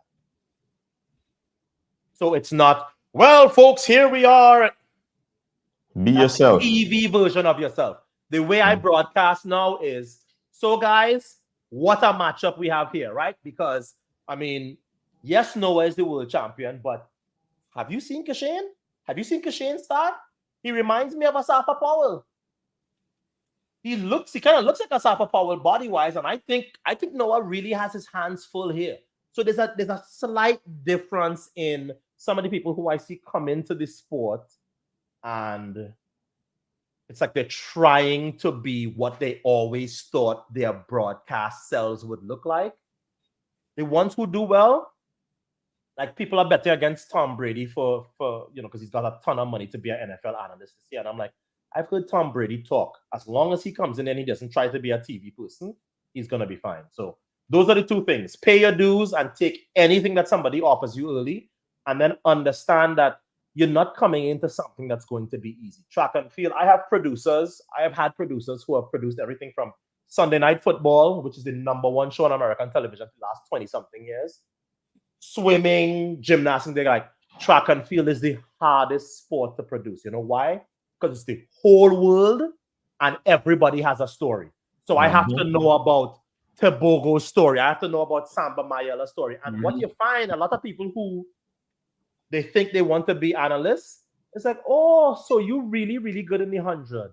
Or you have a vast knowledge of the hurdles. How are you in the relays? How are you in the 800? The field events. The field events, right? Because I don't do field events, thank God, because we have people for that. But you have to have a breadth of knowledge, not just about current history. Mm-hmm.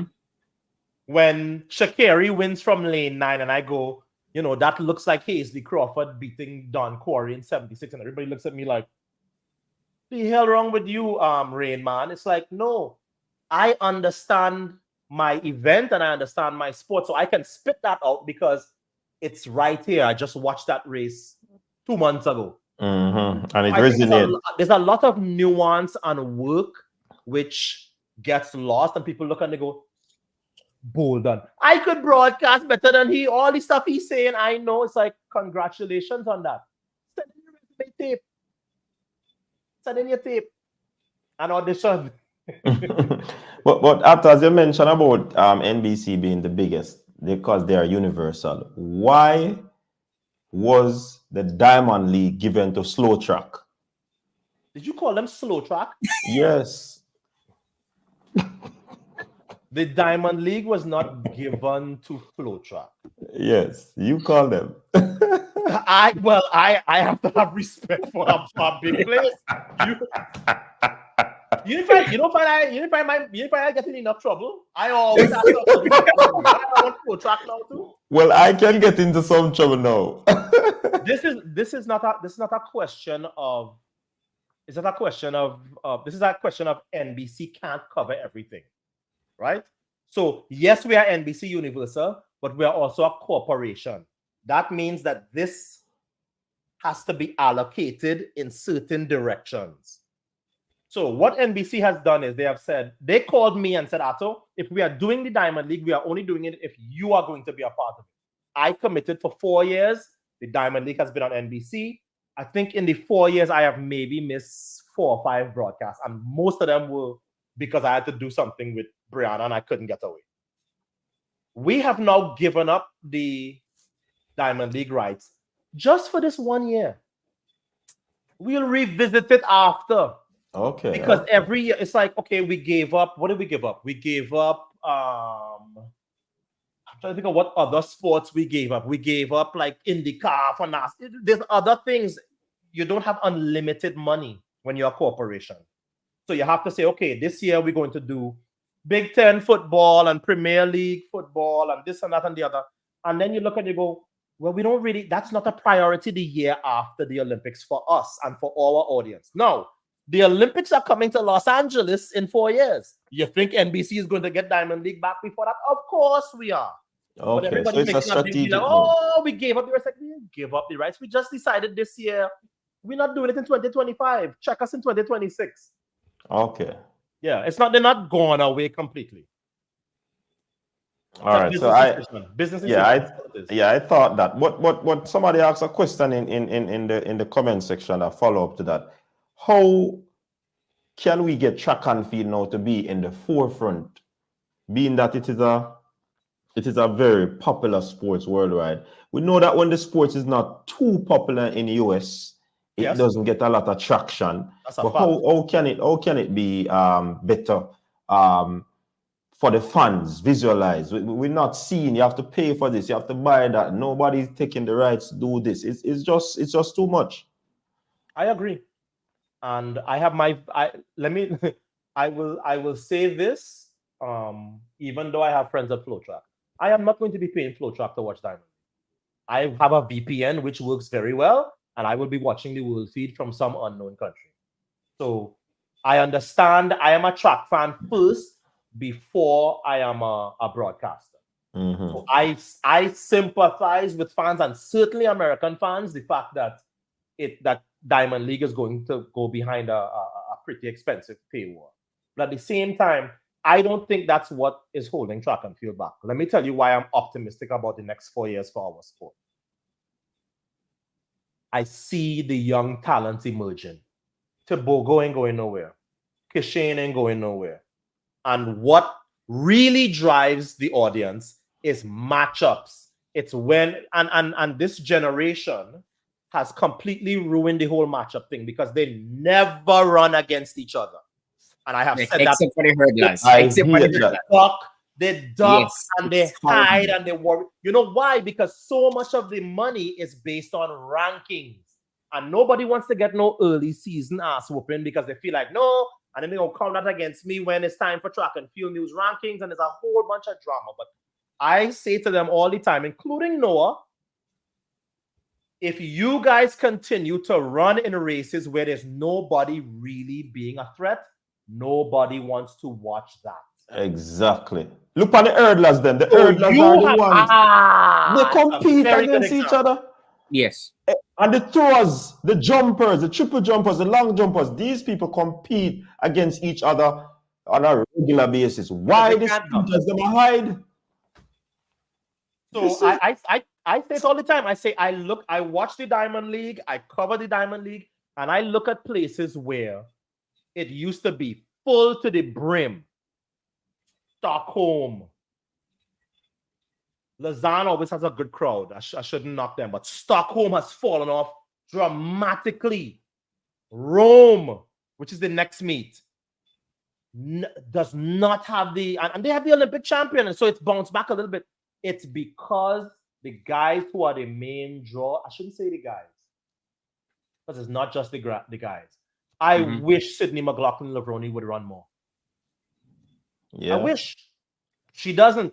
And I was having a conversation with one of the top agents in the sport today, and he said, But that ain't no different. Bobby Kersey athletes never spend a lot of time on this circuit. And I went, he's right. So it's twofold. It's our Diamond League does not need to be behind a paywall. We have to have much better head-to-head matchups, and we need more of the more reclusive athletes to run more. You do that, I think we will fix a lot. Listen, we have to combat a lot. We have had major stars who have gone down in a hail of flames, like Gatlin and Marion, and even though it's not in the sport, it's Lance Armstrong. You have those three big American athletes, and they had that kind of fall from grace. For the most part, Americans are like, we'll pay attention to the Olympics, but we ain't really checking for them other Olympic sports in other years. That is just the way it is. I have poured through comments on Paris, and they're like, especially when they didn't know, they're like, yeah, Noah, we'll come back to you in 4 years. Go back to wherever you came from, because we fed up with you now. So now, having said that, where's the next Olympics? The US. You better believe you're going to see way more momentum. Talk about Noah. Not just about Noah. When there's a home Olympics, the United States is coming off a phenomenal performance in Paris, which we predicted. We saw what they did in Eugene, and people went, yeah, but they're at home. And I went, yeah, but these kids are young. They're going to run better next year. And then the performance last year at Worlds was phenomenal. And then this year, so there's 3 years in a row that the United States have been really good. And they still have a lot of young talent. So you're going to see, I think, not necessarily from 25, but certainly from 26, you're going to see the machine start to ramp it up with the hype for, hey, the United States is going to host the Olympics for the first time in 32 years. 96, yeah? 96, yeah. Yeah, 96. Was the last one. That's a long time. Well, the Summer Olympics, let me say, because of course they hosted winter, but black people don't care about the Winter Olympics. No, we don't. But Otto, is the sport really clean? That is my question, I know. Is the sport clean? No, it's just not as dirty as everybody says. But you see the question to that, follow up to that. Since they are improving the footwear, they are making the vest more aerodynamic, they're advancing the track, so they say. Isn't that creating an advantage? And since the sport's still dirty, while people are take things under the quiet, why not just open it up and say, all right, people just do what they want to do?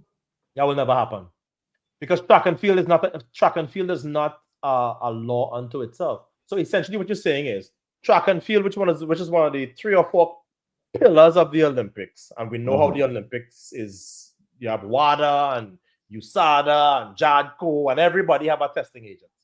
You are saying, so essentially you're saying, okay, let's stop with the BS. Let everybody take whatever they want, and we ain't testing nobody again.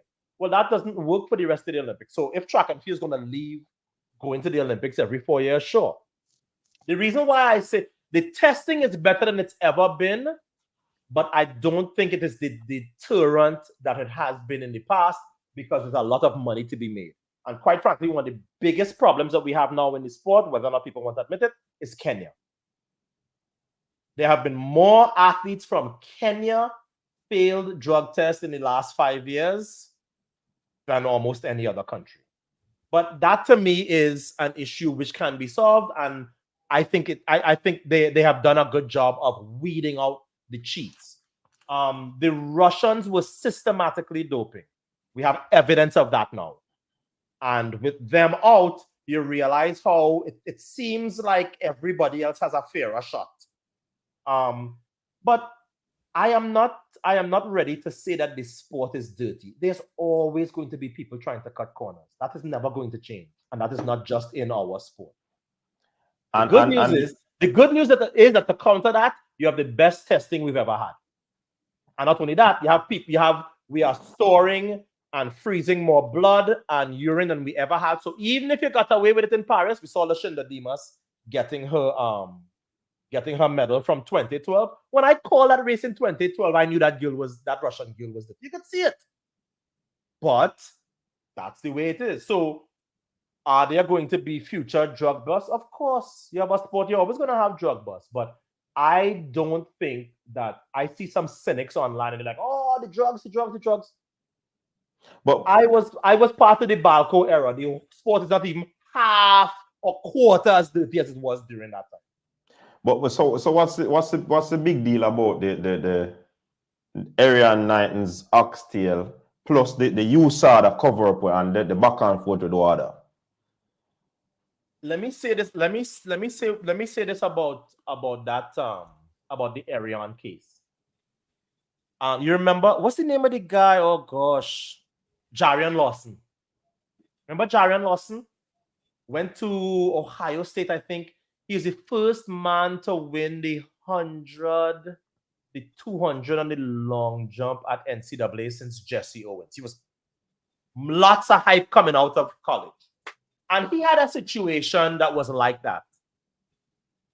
I read it. Now, mind you, 20 years experience, and that's before we talk about my own career. I read that story. I read the story, and I was like, okay, so he did this thing, and he deserved the 4 years. Until his side came out, and you went, oh, shoot, he got railroaded. So I went from being 100% convinced that Jarian Lawson was, in fact, guilty of what he had been accused of. And if you revisit that case and look at why he was actually let off, he actually committed no offense. Now, I read the Knighton case, and I am willing to. I knew they were going to appeal it. First of all, there's no way they weren't going to appeal that. 1, 2. I trust the processes, and if it is that case goes through the process and he is found to be guilty, then let him go and serve his time. But if it is not, I will also accept the result. But I do that no matter who it is from what country. I'm a huge fan of that kid because I think he's a great talent. And this is not a good look, certainly. But at the same time, I trust the processes. And now that WADA is going to make somebody else look at it and revisit the case, I think that's a good thing. Because here's the thing. If USADA looks at it and they say, no, we don't see anything here, then the rest of the world goes, of course they're going to cover for him or whatever. I want the transparency. I want it to go through the ringer. I want it to be scrutinized so that those of us who maybe like the young man, Arian Knight, can say, you know what? He had that thing, and I am convinced in my mind that it went through the channels. WADA appealed it, and he won on appeal. Let's move on with life. So I don't really have an opinion until Arian goes through that thing. Obviously, it's not a good look. But until he goes through the full process, I am waiting like everybody else. But doesn't it still have an effect on the performance? Being that, all right, he got it from that particular read the case. There was such a small amount, and he has an advantage because I think he has a drug test right before or right after where it does not show up, and that always helps you because what you are able to plead is, look, if I was doping with whatever this thing is, then it would have shown up in more than one test. That is what he is going to say. Now, okay. Is the Court of Arbitration for Sport or WADA going to believe that or buy that? No. That's up to his people to prove. But no, I don't. Yeah. I don't just look at it and this is why I implore the fans. It's like, I know what you think, but sometimes what you think is wrong. Sometimes what you know, you know they say, it's not what you don't know, it's what you know for sure that just isn't so. That can be a huge danger in this sport. So I'm not rooting for or against Arian. I want that thing to go through the process, and whatever the result of that process is, I'll accept. Okay, that sounds very much like it, because a lot of people think that, you know. And there's another case with a American miler, and I read that case and I thought, and she did all her appeals, and she is serving 4 years. I don't cover this. I can't remember the name of. Okay. She went to Arizona State. All right, Fabian, you have a question? Yeah. For athletes, getting endorsement deals are very difficult. Track and field is not a sport that pays a lot. What advice you have for younger athletes to make themselves more marketable so that they can be more appealing to these big companies? You have to be the whole package. The shoe company is never going to say it to you, but you have to be the whole package. And I don't mean on the track. At the end of the day, and this is going to be controversial too, but I have no reservations in saying this because I have been on the other side, and I also know how good Brianna's contract was. When I say you have to be the entire package, if you think that you are going to not be able to conduct a proper interview, have all kind of drama and BS on your social media, and you are going to get top dollar, you're fooling yourself. Because them shoe companies, at the end of the day, your job is to be an example of somebody who people want to look up to and therefore want to buy the shoes that you are wearing. Part of the reason why Brianna got the biggest contract for anybody ever coming out of high school is because I was able, from the time she was 12, and I didn't know that Brianna was, I knew Brianna was going to be good. I didn't know she was going to be where she got to. By the time she did that World Under 20, I had already figured out her social media. She had been doing interview prep for years. She was polished and finished. Now, everybody's not going to be that polished and finished, but to answer your question, if you have designs on making the big money, you can't just go with the first offer you get sometimes too. That's the other thing. I see a lot of athletes and I'm like, wow. Because again, I see a lot of them contracts. Because a lot of these shoe companies will call me and say, hey, we want your opinion on this. This is somebody we're thinking about. We want a voice outside the bubble. What do you think? And I will go, well, he or she is fast, but what about this? What about that? Do you have any concerns about that? So if you are thinking that, hey, I am running the fastest times and I think I'm going to be the best thing since sliced bread, and one of these shoe companies is going to open up and write me a big old check, you don't understand how the game is played.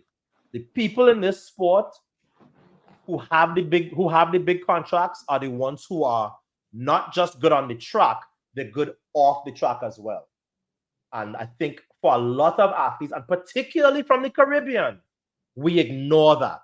We feel like, well, if athlete A runs 990 and athlete B runs 990, they are equal. They are not. And that's not how the industry will see them.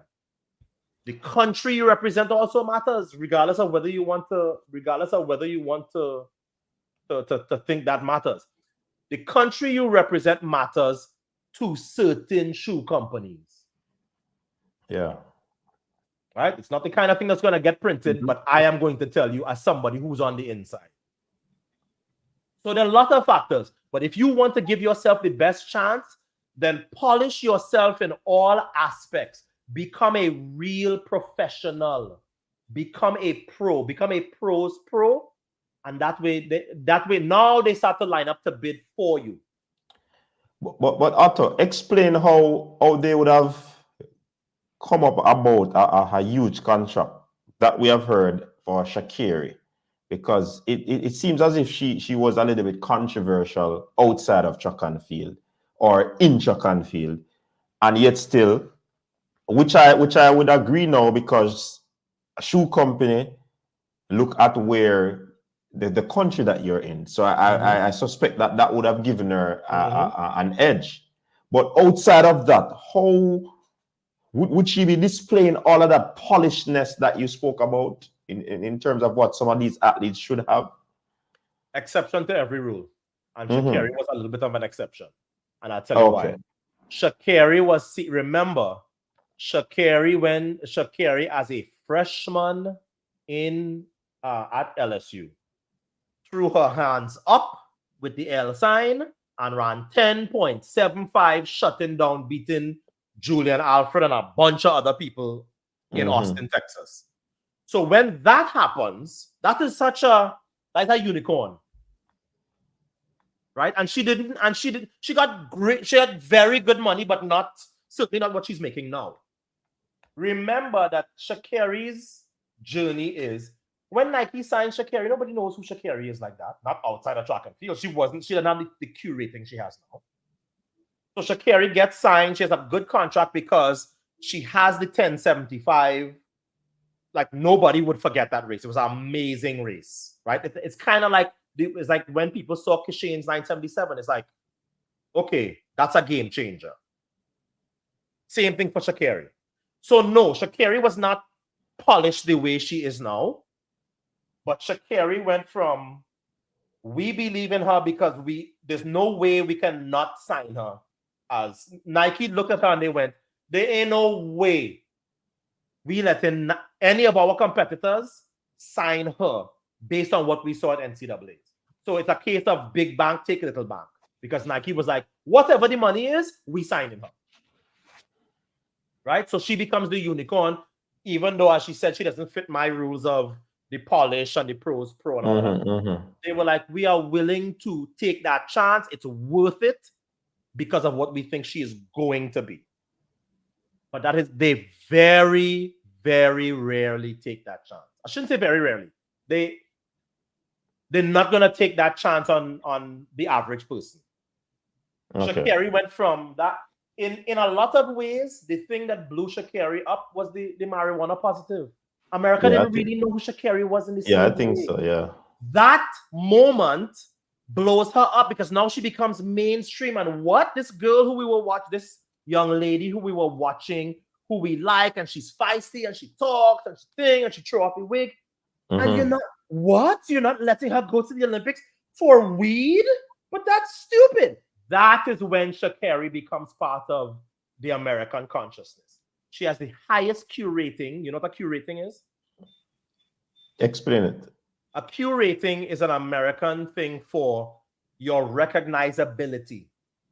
Okay. Sha'Carri has the highest Q rating of any track athlete since, it's a long time. I looked at the list and I went, wow. She higher than Sydney. She higher than Gabby, all of them. So Sha'Carri proved them right because they went, we took a chance on her. Yeah. And look at what she became. And Sha'Carri, listen, half the time you see Sha'Carri warming up, she is wearing clothes that only she gets. She's wearing shoes that only she has. There's like Nike for Sha'Carri and there's Nike for everybody else. That's the kind of position she holds in the company. And I think they look at Sha'Carri and they go, okay, so she didn't win this year. Julian Alfred won. But they're very happy with what they have gotten out of Sha'Carri. She sells a lot of shoes for them. She is immensely popular, and she's the face of track and field for them in the sport. At the Olympic trials, the two biggest faces plastered all over, Sha'Carri and nothing more. And remember, they don't have to compete with Sydney McLaughlin-Lavroni, who is in New Balance. They don't have to compete with Femke Bol, who is in New Balance. They don't have to compete with Gabby Thomas, who is in New Balance. Right? They don't have to compete with Noah, who is in Adidas. So Sha'Carri has her own lane. It's a very powerful lane, particularly here in the States. So like Elaine Thompson-Herah, who was with Nike, she wouldn't have ticked all the boxes then, because she wasn't, I would say, promoted as how Sha'Carri is being promoted. Well, that's I think that's a different issue. And I said this before. I think Allyson Felix ran into that as well with Nike. Nike is like some football clubs and like the New England Patriots in NFL football. When it is time to do another deal with Nike, Nike sits down and they're not into victory lap contracts, and they are not into what have you done before.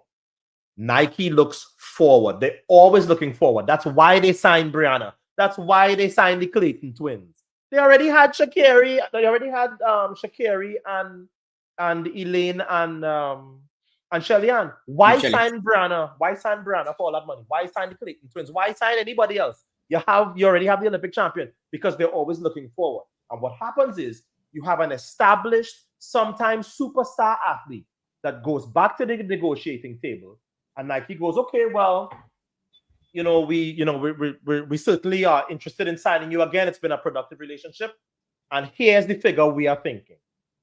And the athlete goes, what? But that's less than I'm making now. And Nike goes, yeah. They're not going to tell you this, but they go, we don't expect that you will do more in the future than you have already done. Oh, okay. And that's not something athletes like to hear. And a lot of athletes who leave Nike, and I don't hold no brief for Nike. I was not a Nike athlete, but I understand the inner workings of Nike probably better. Nike and Adidas probably better than anybody else. So they will not tell you that in the negotiation room. They will say, here's the figure, because we feel like we've already gotten everything that we are going to get out of you. So we're not going to give you what you were making before, because you're not going to produce like before. We are looking at your age. We are looking at your injuries. We are looking at where the rest of the world is in relation to you. And we don't think you deserve no $5.5 million contract a year, because you're not going to do that. You're not going to do that in the future. Now, the athlete has two choices. Okay, all right, I'm going to bet on myself and leave, or I'm going to stay and prove them wrong. And the thing about Nike is, if you stay there and you prove them wrong, you're going to get paid. Sha'Carri's money would have been cut 2021 when she doesn't run the games, 2022 when she didn't make she didn't make it out of the rounds at US Nationals. Mm-hmm. But she would have gotten a huge bonus last year, which probably rolled over. I know what Nike deals look like. So Nike is the type where they're not going to give you a big base deal if they feel like your best years are behind you. Oh, and but they are willing, if you prove them wrong, where you will still get your money another way. But that make a lot of sense, though. It sounds like you're one of those persons that are in there, because it's the same way you talk about the athletes, So wonder if you're a Nike executive, you can probably we talk you off the ear. I wouldn't rule it out. I wouldn't rule it out completely. Hey, I never thought I would coach, and I never thought I would broadcast. I have 70 clients. I have 70 clients in the NFL, and I've been broadcasting 20 years, and of course, Brianna and Khalifa. Wait a sec, coach. Maybe Nike looking for a YouTube channel. Yeah. Oh, yeah, because Nike and their billions of dollars needs a YouTube channel. Sure. It would be history created,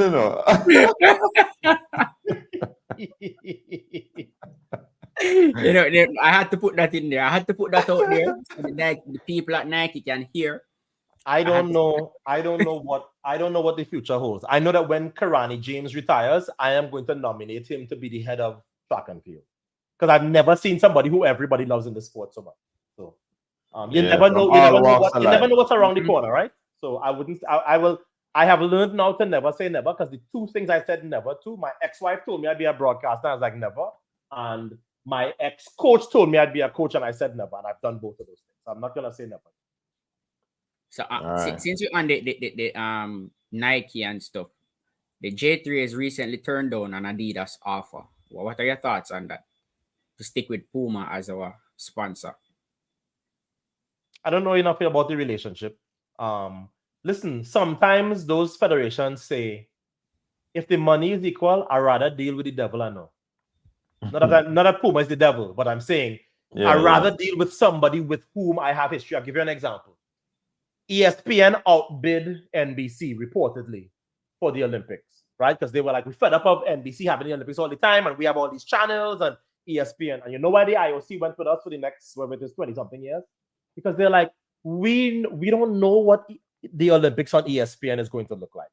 We know what the Olympics on NBC is going to look like when they win 30-something Emmys and they do all of this, that, and the other, and they have all these fancy cameras and all that stuff. So sometimes the federations just go, look, unless some other company is offering us just what you call can't turn down money, then let's just look. People in Jamaica love Puma. Bolt was Puma. Elaine is Puma. Puma.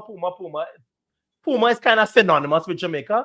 Let's just leave it the way it is. So I don't know enough to make an educated statement about that, but I just guess. I just think that it's like, look, how long has Jamaica's been Puma for 20-something years now? I remember the old Adidas uniform. Yeah, we had Adidas too. Yeah. You were Adidas when you were Adidas in like 04. 04? Yeah, because VCB, when VCB wins. Oh, yes, I remember. Yes. 04, yeah. See, that's the kind of stuff I have in my head that serves no purpose other than when I'm talking to people who know track. So you've been in Puma 20 years. That's a long time. I didn't know that though, so thanks for the information. Yeah, man. I didn't know that they had turned down Adidas. Yeah, it was reported that they turned down. Not only Adidas, from all indication, we hear that they turned down another company as well. So I don't know if it was nice. Listen, it says a lot about brand Jamaica, because the reason why shoe companies want that is because when they look at the future of Jamaica and they go, the fans will get over the fact that Paris was not the greatest games for Jamaica. But is there need with Los Angeles being 3-4 time zones away from you all? That's a huge advantage. Huge advantage.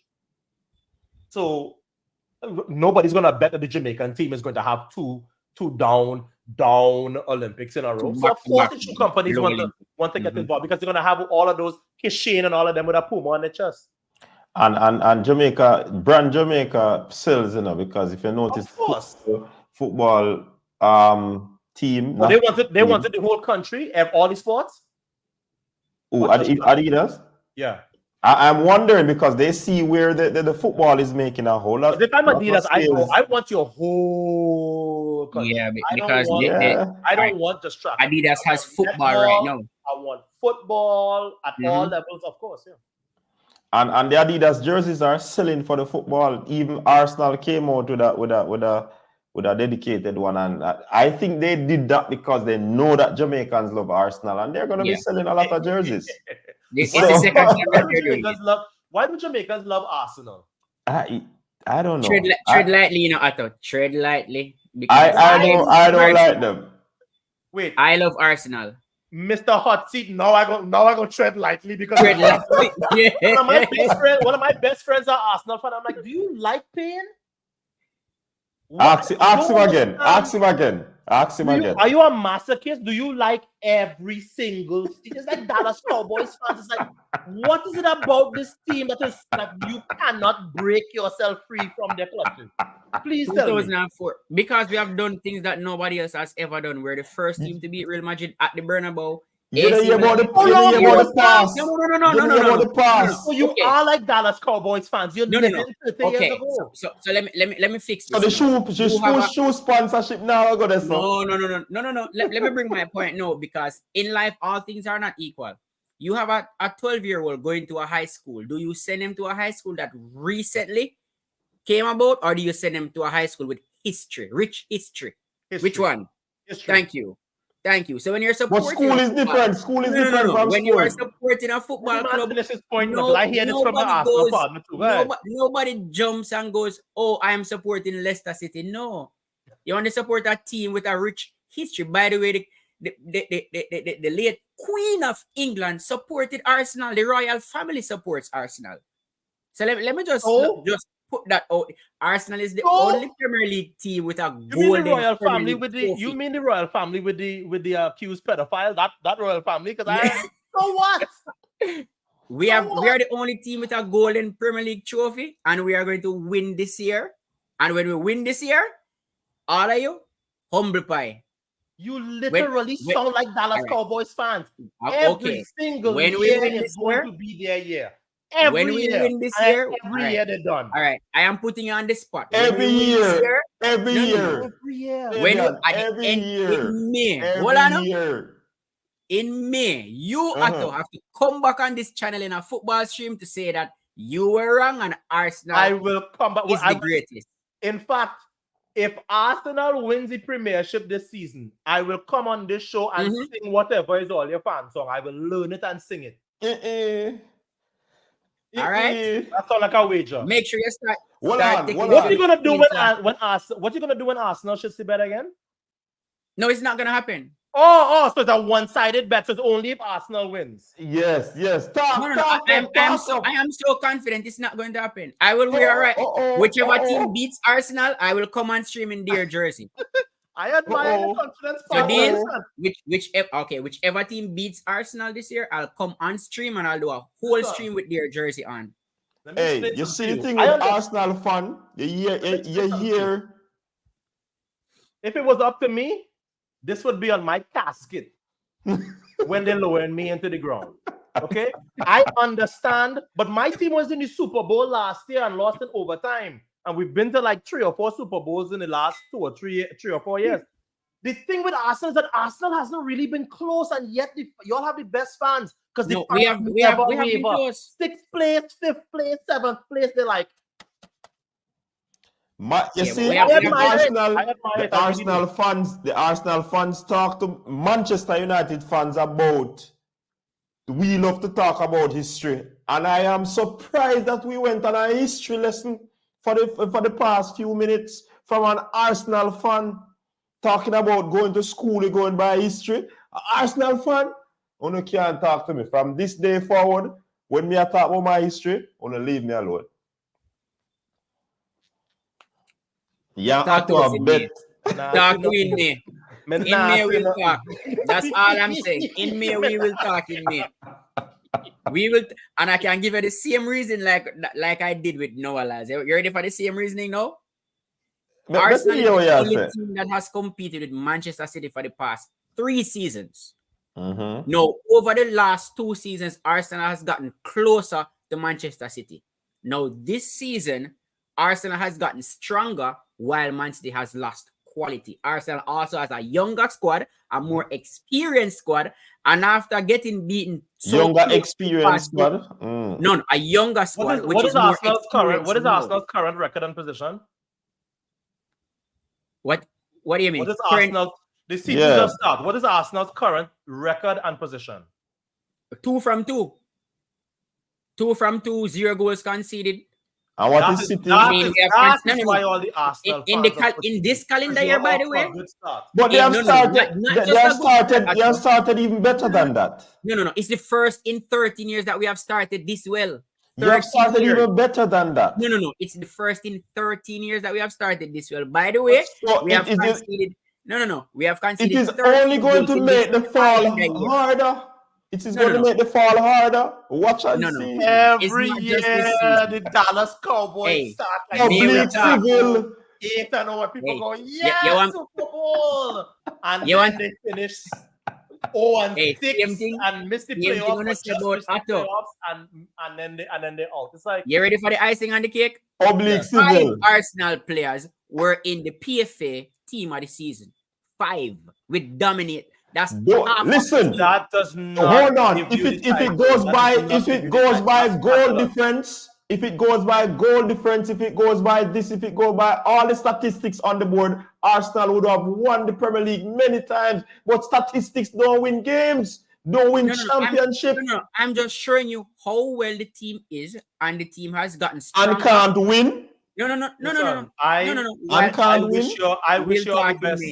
I wish you all the best. Just don't go out at all. In May we'll talk. In May I will do. I still haven't heard what you are going to do. No, I'll wear whichever. What are you going to do if they lose though? I'll wear their jersey for a whole month. I'll buy a jersey for the team that beats us and wear it on stream for the whole month. Okay. All right. Which team? Whichever team that wins. Whichever one that beats Arsenal. So any amount of team that is in front of you. Yes, I'll wear that. I'll wear their jersey for a whole month. What the Arsenal fans talking about last year, Man City was not going to win, not this year. Exactly, because their team was younger. The same young argument them used last year, you know. Remember, you all were young, and Man City wasn't going to happen again. What happened? But I hear it. But anyways, Unmute, unmute him now. We will talk in May. We will talk in May. We will talk in May because, as I said before, our team is much stronger, more mature, and we are hungrier. And when you look at the team, it was a project, and we are in that time now. The project where we're getting silverware.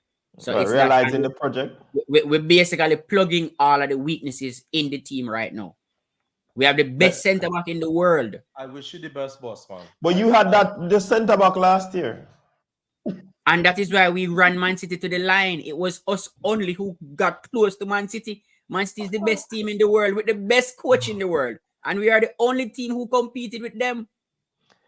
Hello. I didn't realize there was a we got close trophy, but apparently exactly. These are the statistics. Statistics trophy.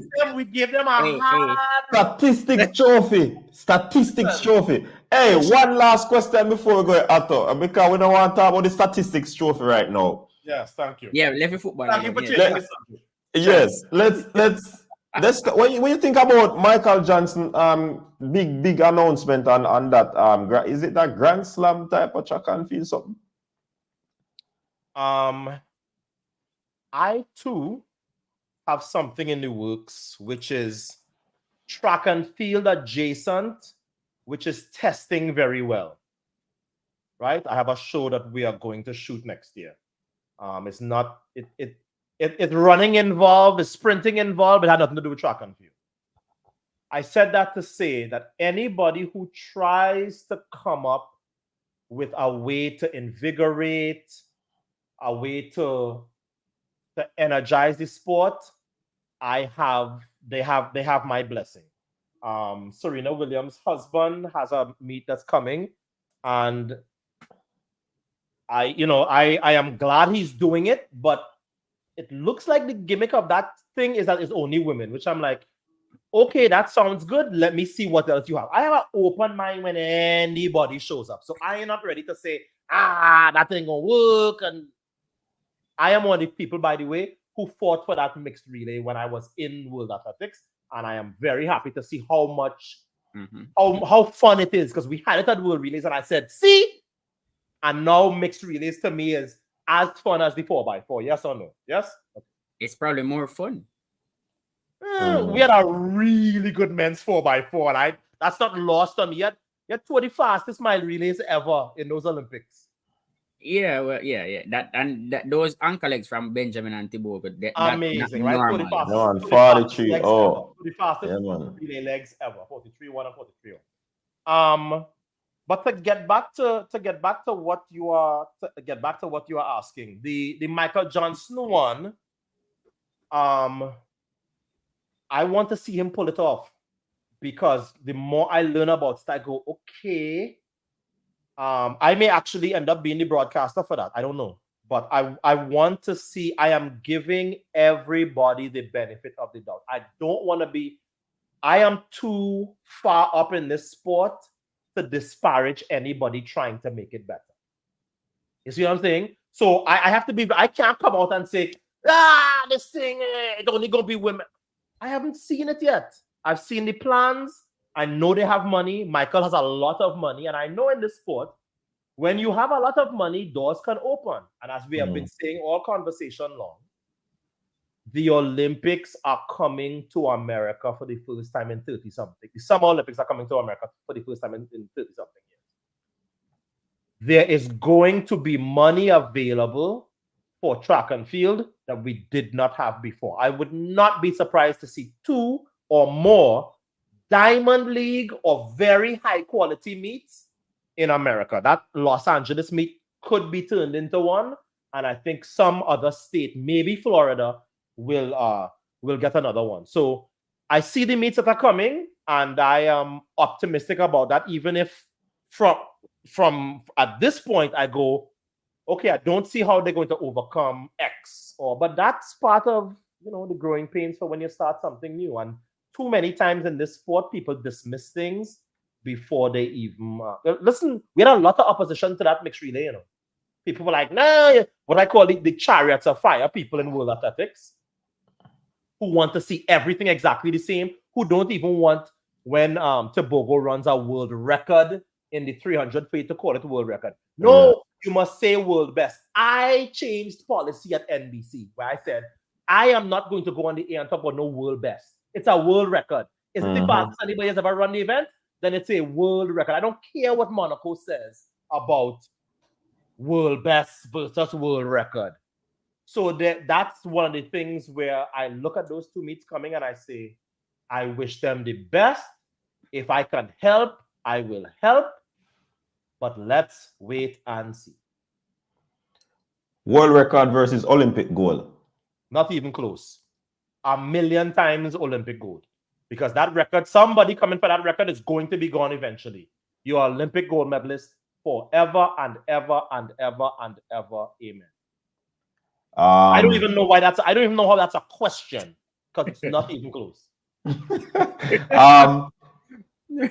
Best 4x1 of all time, male and female. You select. So pick your best 4x1. Male and female. This is how you know that Asafa and I don't have no real beef. Asafa's Beijing anchor.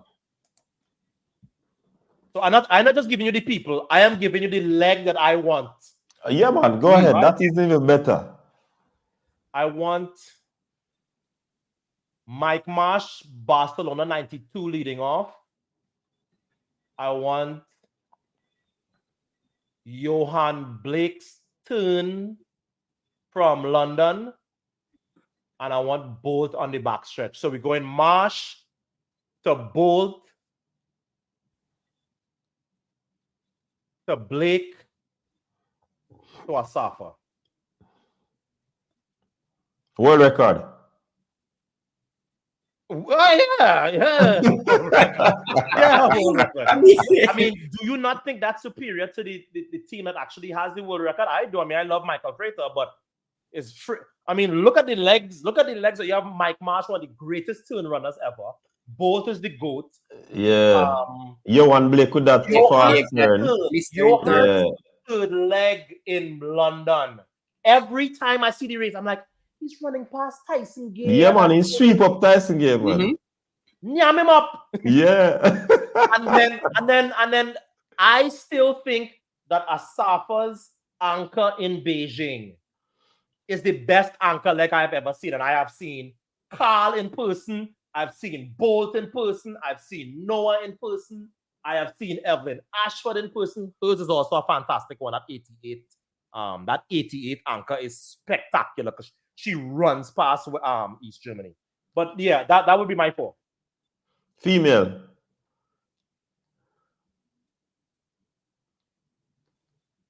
Elaine backstretch.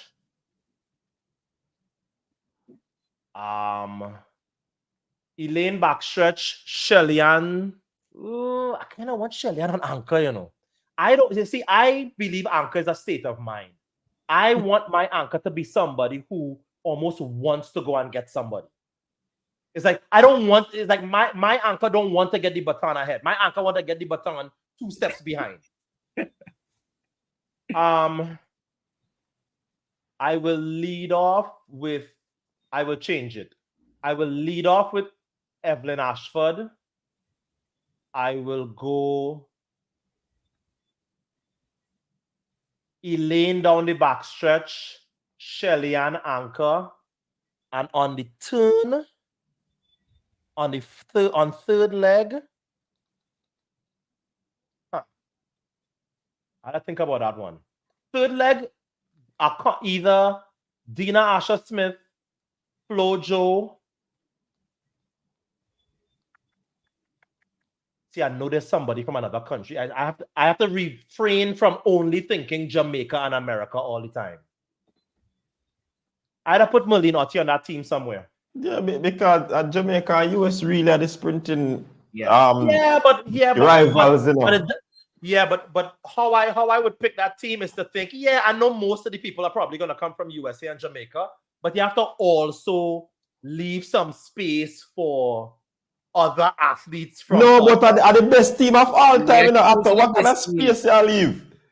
I don't care if all 4 come from America. What kind of space you leave, man? Are the best of all time, you know? Because remember the world record is to being avoid recency bias. Listen, me, no man. Are you saying I hot seat and afraid of people? What kind of recency bias? No, you think I am having problems picking my team because I ain't afraid of people? No, it's because I don't want to pick a team and then at a half hour from now I go, oh, wait a minute, but what about fill in the blank? You know what I'm saying? Fill in the blank. Because everybody who you would put on that team isn't running now. There's people who ran in the 60s and 70s and 80s. Like, I haven't mentioned Wilma Rudolph. I didn't put Don Quarry on my team, and people go, hey, but Quarry can run a hell of a turn. So I always try to think, wait a minute, don't just think of who you see in the last 10, 15, 20 years. Are there other people? The men's is easy because to me, by putting Bolt and Blake on that team, it's like you can't have a 4x1 without them two on it. Because look at their body of work. You mean 3? Sorry, Asafa 2, yeah. Asafa 2. The 3 of them ran 3 of the most memorable legs I have ever seen. That's true. That's why I cannot put them on my team. So. That is true. The female team kind of hard to pick for real, you know. It's hard to pick, man. Because you're gonna pick a team and. But Shelly and Elaine are night. I picked a team and did not mention Gwen Torrance, Gail Devers, VCB. You see what I'm saying? So you're always going to leave out something. And the truth is, Jetta. I could probably put VCB on that turn, and it's probably superior to Dina or anybody else I could put there. VCB was a hell of a turn runner. Yeah, man. So no. If somebody asks you to narrow all of human history in sprinting to 4 people, that is always going to be a tough decision. That's why I didn't want to just spit it out and have everybody going, but what about? Because the truth is, but somebody I get left out still enough. Always. Anyway, you take it. Because always. If you check 3 of us, we might have 3 different 4. Yeah. You understand? It sounds like the 3 of us have 3/4 of the men's team the same. Yeah. Who would you all put the leader of that team?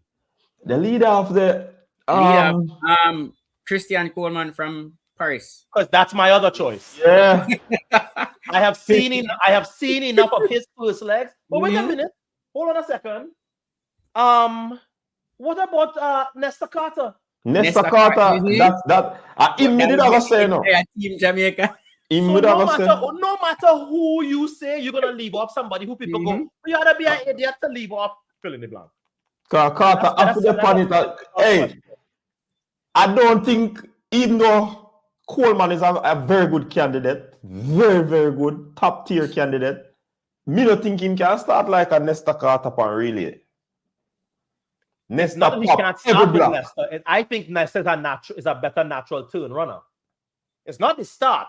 If you ask me who I think is a better starter, Nesta or Christian, I think it's Christian. Yeah, Christian is a better. But upon the turn, that's why I mentioned Christian and them arms, and he's not a natural turn runner. But again, I could see how coach could put in Christian because he has had some stellar first. Yeah, man.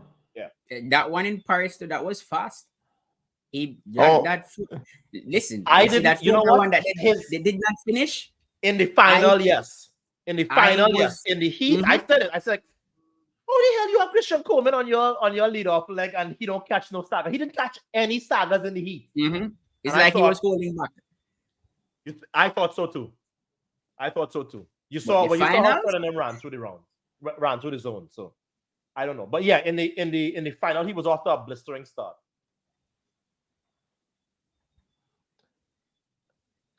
All right, big up to Diamond on that super chat. Hey, Fabian, somebody messaged me and said if you lose the bet, you have to sing TNT national anthem. What a great freaking idea! Yeah, what a great idea. Remember, Otto is half Jamaican, so is that's all right. You go big up the Trini half of me. You go big up the Trini half of me. So that's the best. If Arsenal does not win the Premiership, I come back on your show in May. I get on this microphone and I sing the Arsenal, whatever is all your song that all you get to sing in how much years? Because when's your last title? 04. History again, history class. 20 years. 2004, okay, yeah. 2004. The golden year, unbeaten. So I'm gonna have to learn the TNT national anthem. Well, I'm gonna have to learn the Arsenal where it is song, so that's That's part of the bet. Okay, fair enough. That is fair. Fair enough. That's a very, very good suggestion. I was going to suggest that, but I find sometimes we make this thing a little too international sometimes. It's like, oh God, does it always have to be Trinidad versus Jamaica? And it's like, oh yeah, all of we is one boat, 10 stops. Stop with the separate. It's like one Caribbean. Stop. Yeah, but them So Jamaican. we need. I know Jamaica didn't have a great Olympics, but the Caribbean did so well. Yeah.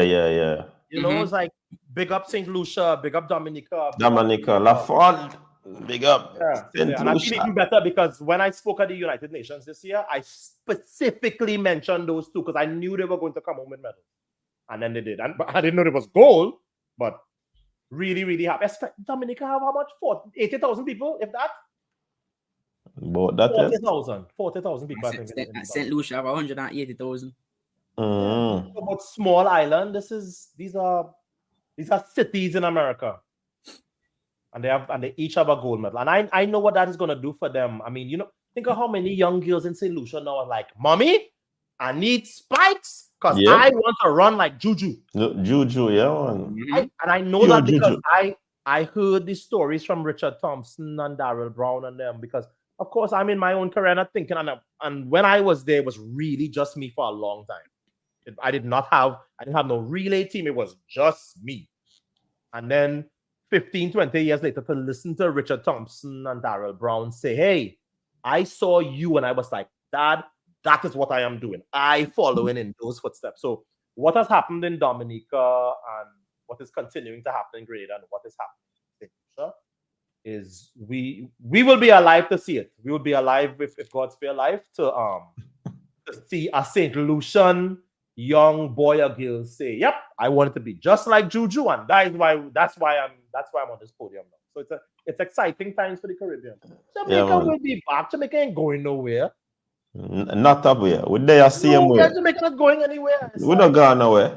We're there same way. Not with what I see coming through the pipeline. And that's the difference between you all. And you have some big things that happen up MVP too.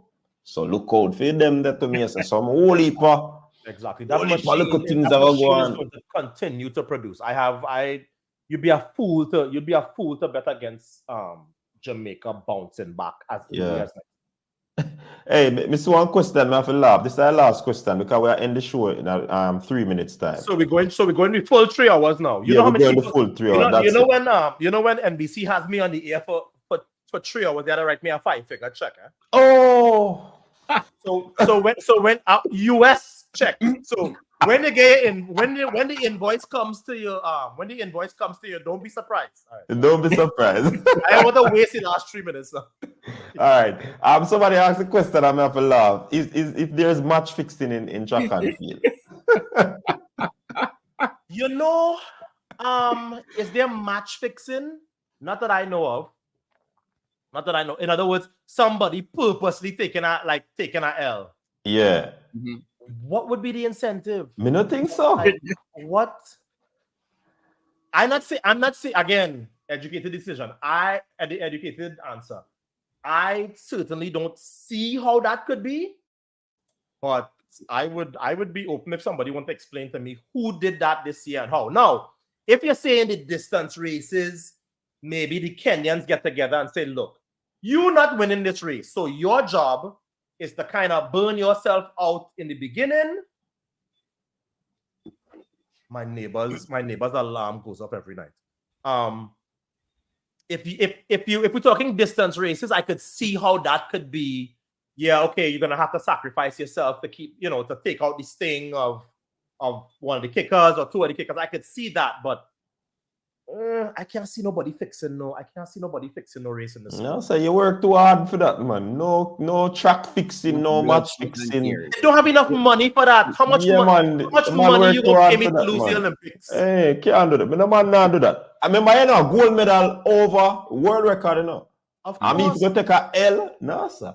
Of course. You know how much money Noah is going to make? No, that's why Noah is laughing at everybody. He's like, yeah, the NBA could cost me, the Jamaican fans could cost me. The whole Janelle stuff, which has also been I'm like, oh gosh, this is so bad. No, it's like I have the most coveted prize in maybe all of sport. And after all of this talk and drama dies down, and when coach gets into premiership, and when Americans get into NFL football, and when the rest of the world goes back to their lives, guess what? I have the 100-meter gold medal. Can't take that away from him. Well, I want to say one thing that is puzzling me before we go, and I see we're about to cross 3 hours. Explain to me why all the vitriol towards Noah if people refer to him as the world's fastest man. Because I see people say, no, Bolt is the world's fastest man because he has the world record. I'm like, That has never been the case before. If you have the record and you retire, you're not the world's fastest man again.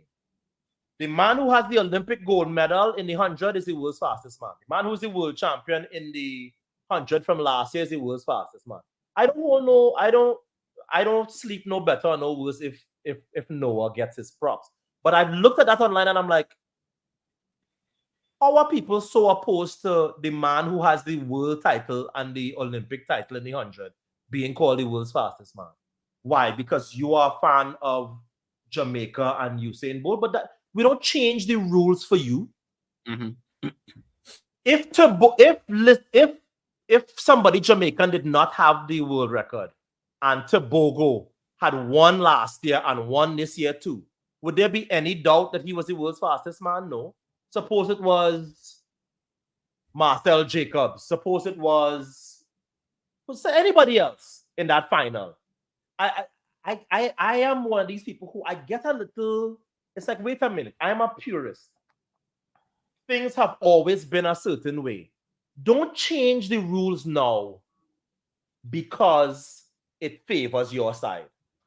As far as I'm concerned, Noah won the 100 in the Olympics. That has always been the medal that gives you the title world fastest man. Don't tell me about somebody who's been retired for 7 years being the world's fastest man. He's the world record holder. And nobody praised Bolt more than me when he was on US Airways. But let's not get stupid now. No, I think the controversy is the term. If you say you don't like Noah, if you don't like Noah, that's fine. No. You don't like Noah. But don't not like him to the point where you say, oh, he's not the world's fastest man. I see people, oh, he only win the race by 0.005. So no, Atto, I think the point was that some persons were saying that he's the fastest man alive, which was a different thing from being the world's fastest man. So that was the controversy. I saw people saying he's not the world's fastest man because the record he hasn't run 9.58 yet. And I go, no, the fastest man alive. I heard. Me never hear the world's fastest. Like that in the sport. It's never worked like that. All right, so the problem is that I think a lot of persons, they are not fully educated about track and field. And Usain Bolt winning all the world. Fans are not fully educated about track and field? So, yes, and I'm saying that because Usain Bolt winning the world championships, the Olympics, all those years, being labeled the fastest man, it is just a coincidence that he was also the world record holder. Correct. So I think that is where the problem lies. Okay. Was that because for the past how many years, the world's fastest man, he's actually the world record holder. So in other words, they don't know how to divorce it now. They don't, right? So they don't know how. It's like saying, okay, Jalala Muhammad 5 years ago was the best ever in the hurdles, and now you look and her time is like 9th. So it's like, yeah, something's changed. Something has changed. The event has moved forward. Yeah, I understand. Okay, that makes sense. Because I was like, well, why all this vitriol to something which has always been so? I understand it now. Okay, so they can't divorce the two. Yeah. Makes sense. Okay, fair enough. All right, listen, this was a very good chat. It's coming like we just started the conversation. Awesome conversation. Big up yourself, Atto. We really appreciate you taking time out there. Big up yourselves, coaches. That's because only y'all have to keep the conversation moving despite your little dead spot there for those calls. For people to look up and be like, wow, 3 hours. Yeah. But no, it's been fun, man. Good, man. Good really to talk to people who understand the sport and bring some some intellect and some analysis to their opinions. It's been refreshing for me as well. Yeah, man, I appreciate it. So big up to Fabian, my co-host as well. Big up to everybody in the chat room. Chat room was very lively as well. They were involved in the conversation as well. Big up to everyone. Please remember, on your way out, like and share. Subscribe to the channel if you're new so that you can become a part of the entire family. Again, we thank Otto Bolden for joining us. He took a whole chunk of time out of his busy schedule to be here. And we appreciate it, brother. See you? Big up yourself. Continue to do what you're doing. I'll be back in May to hear my anthem. Yes. All right, people, stay safe. Until next time, peace out. Your style and your flavor make the city rock. They must say the season come out with a bang. Coach Minzy, best round here. Remember that.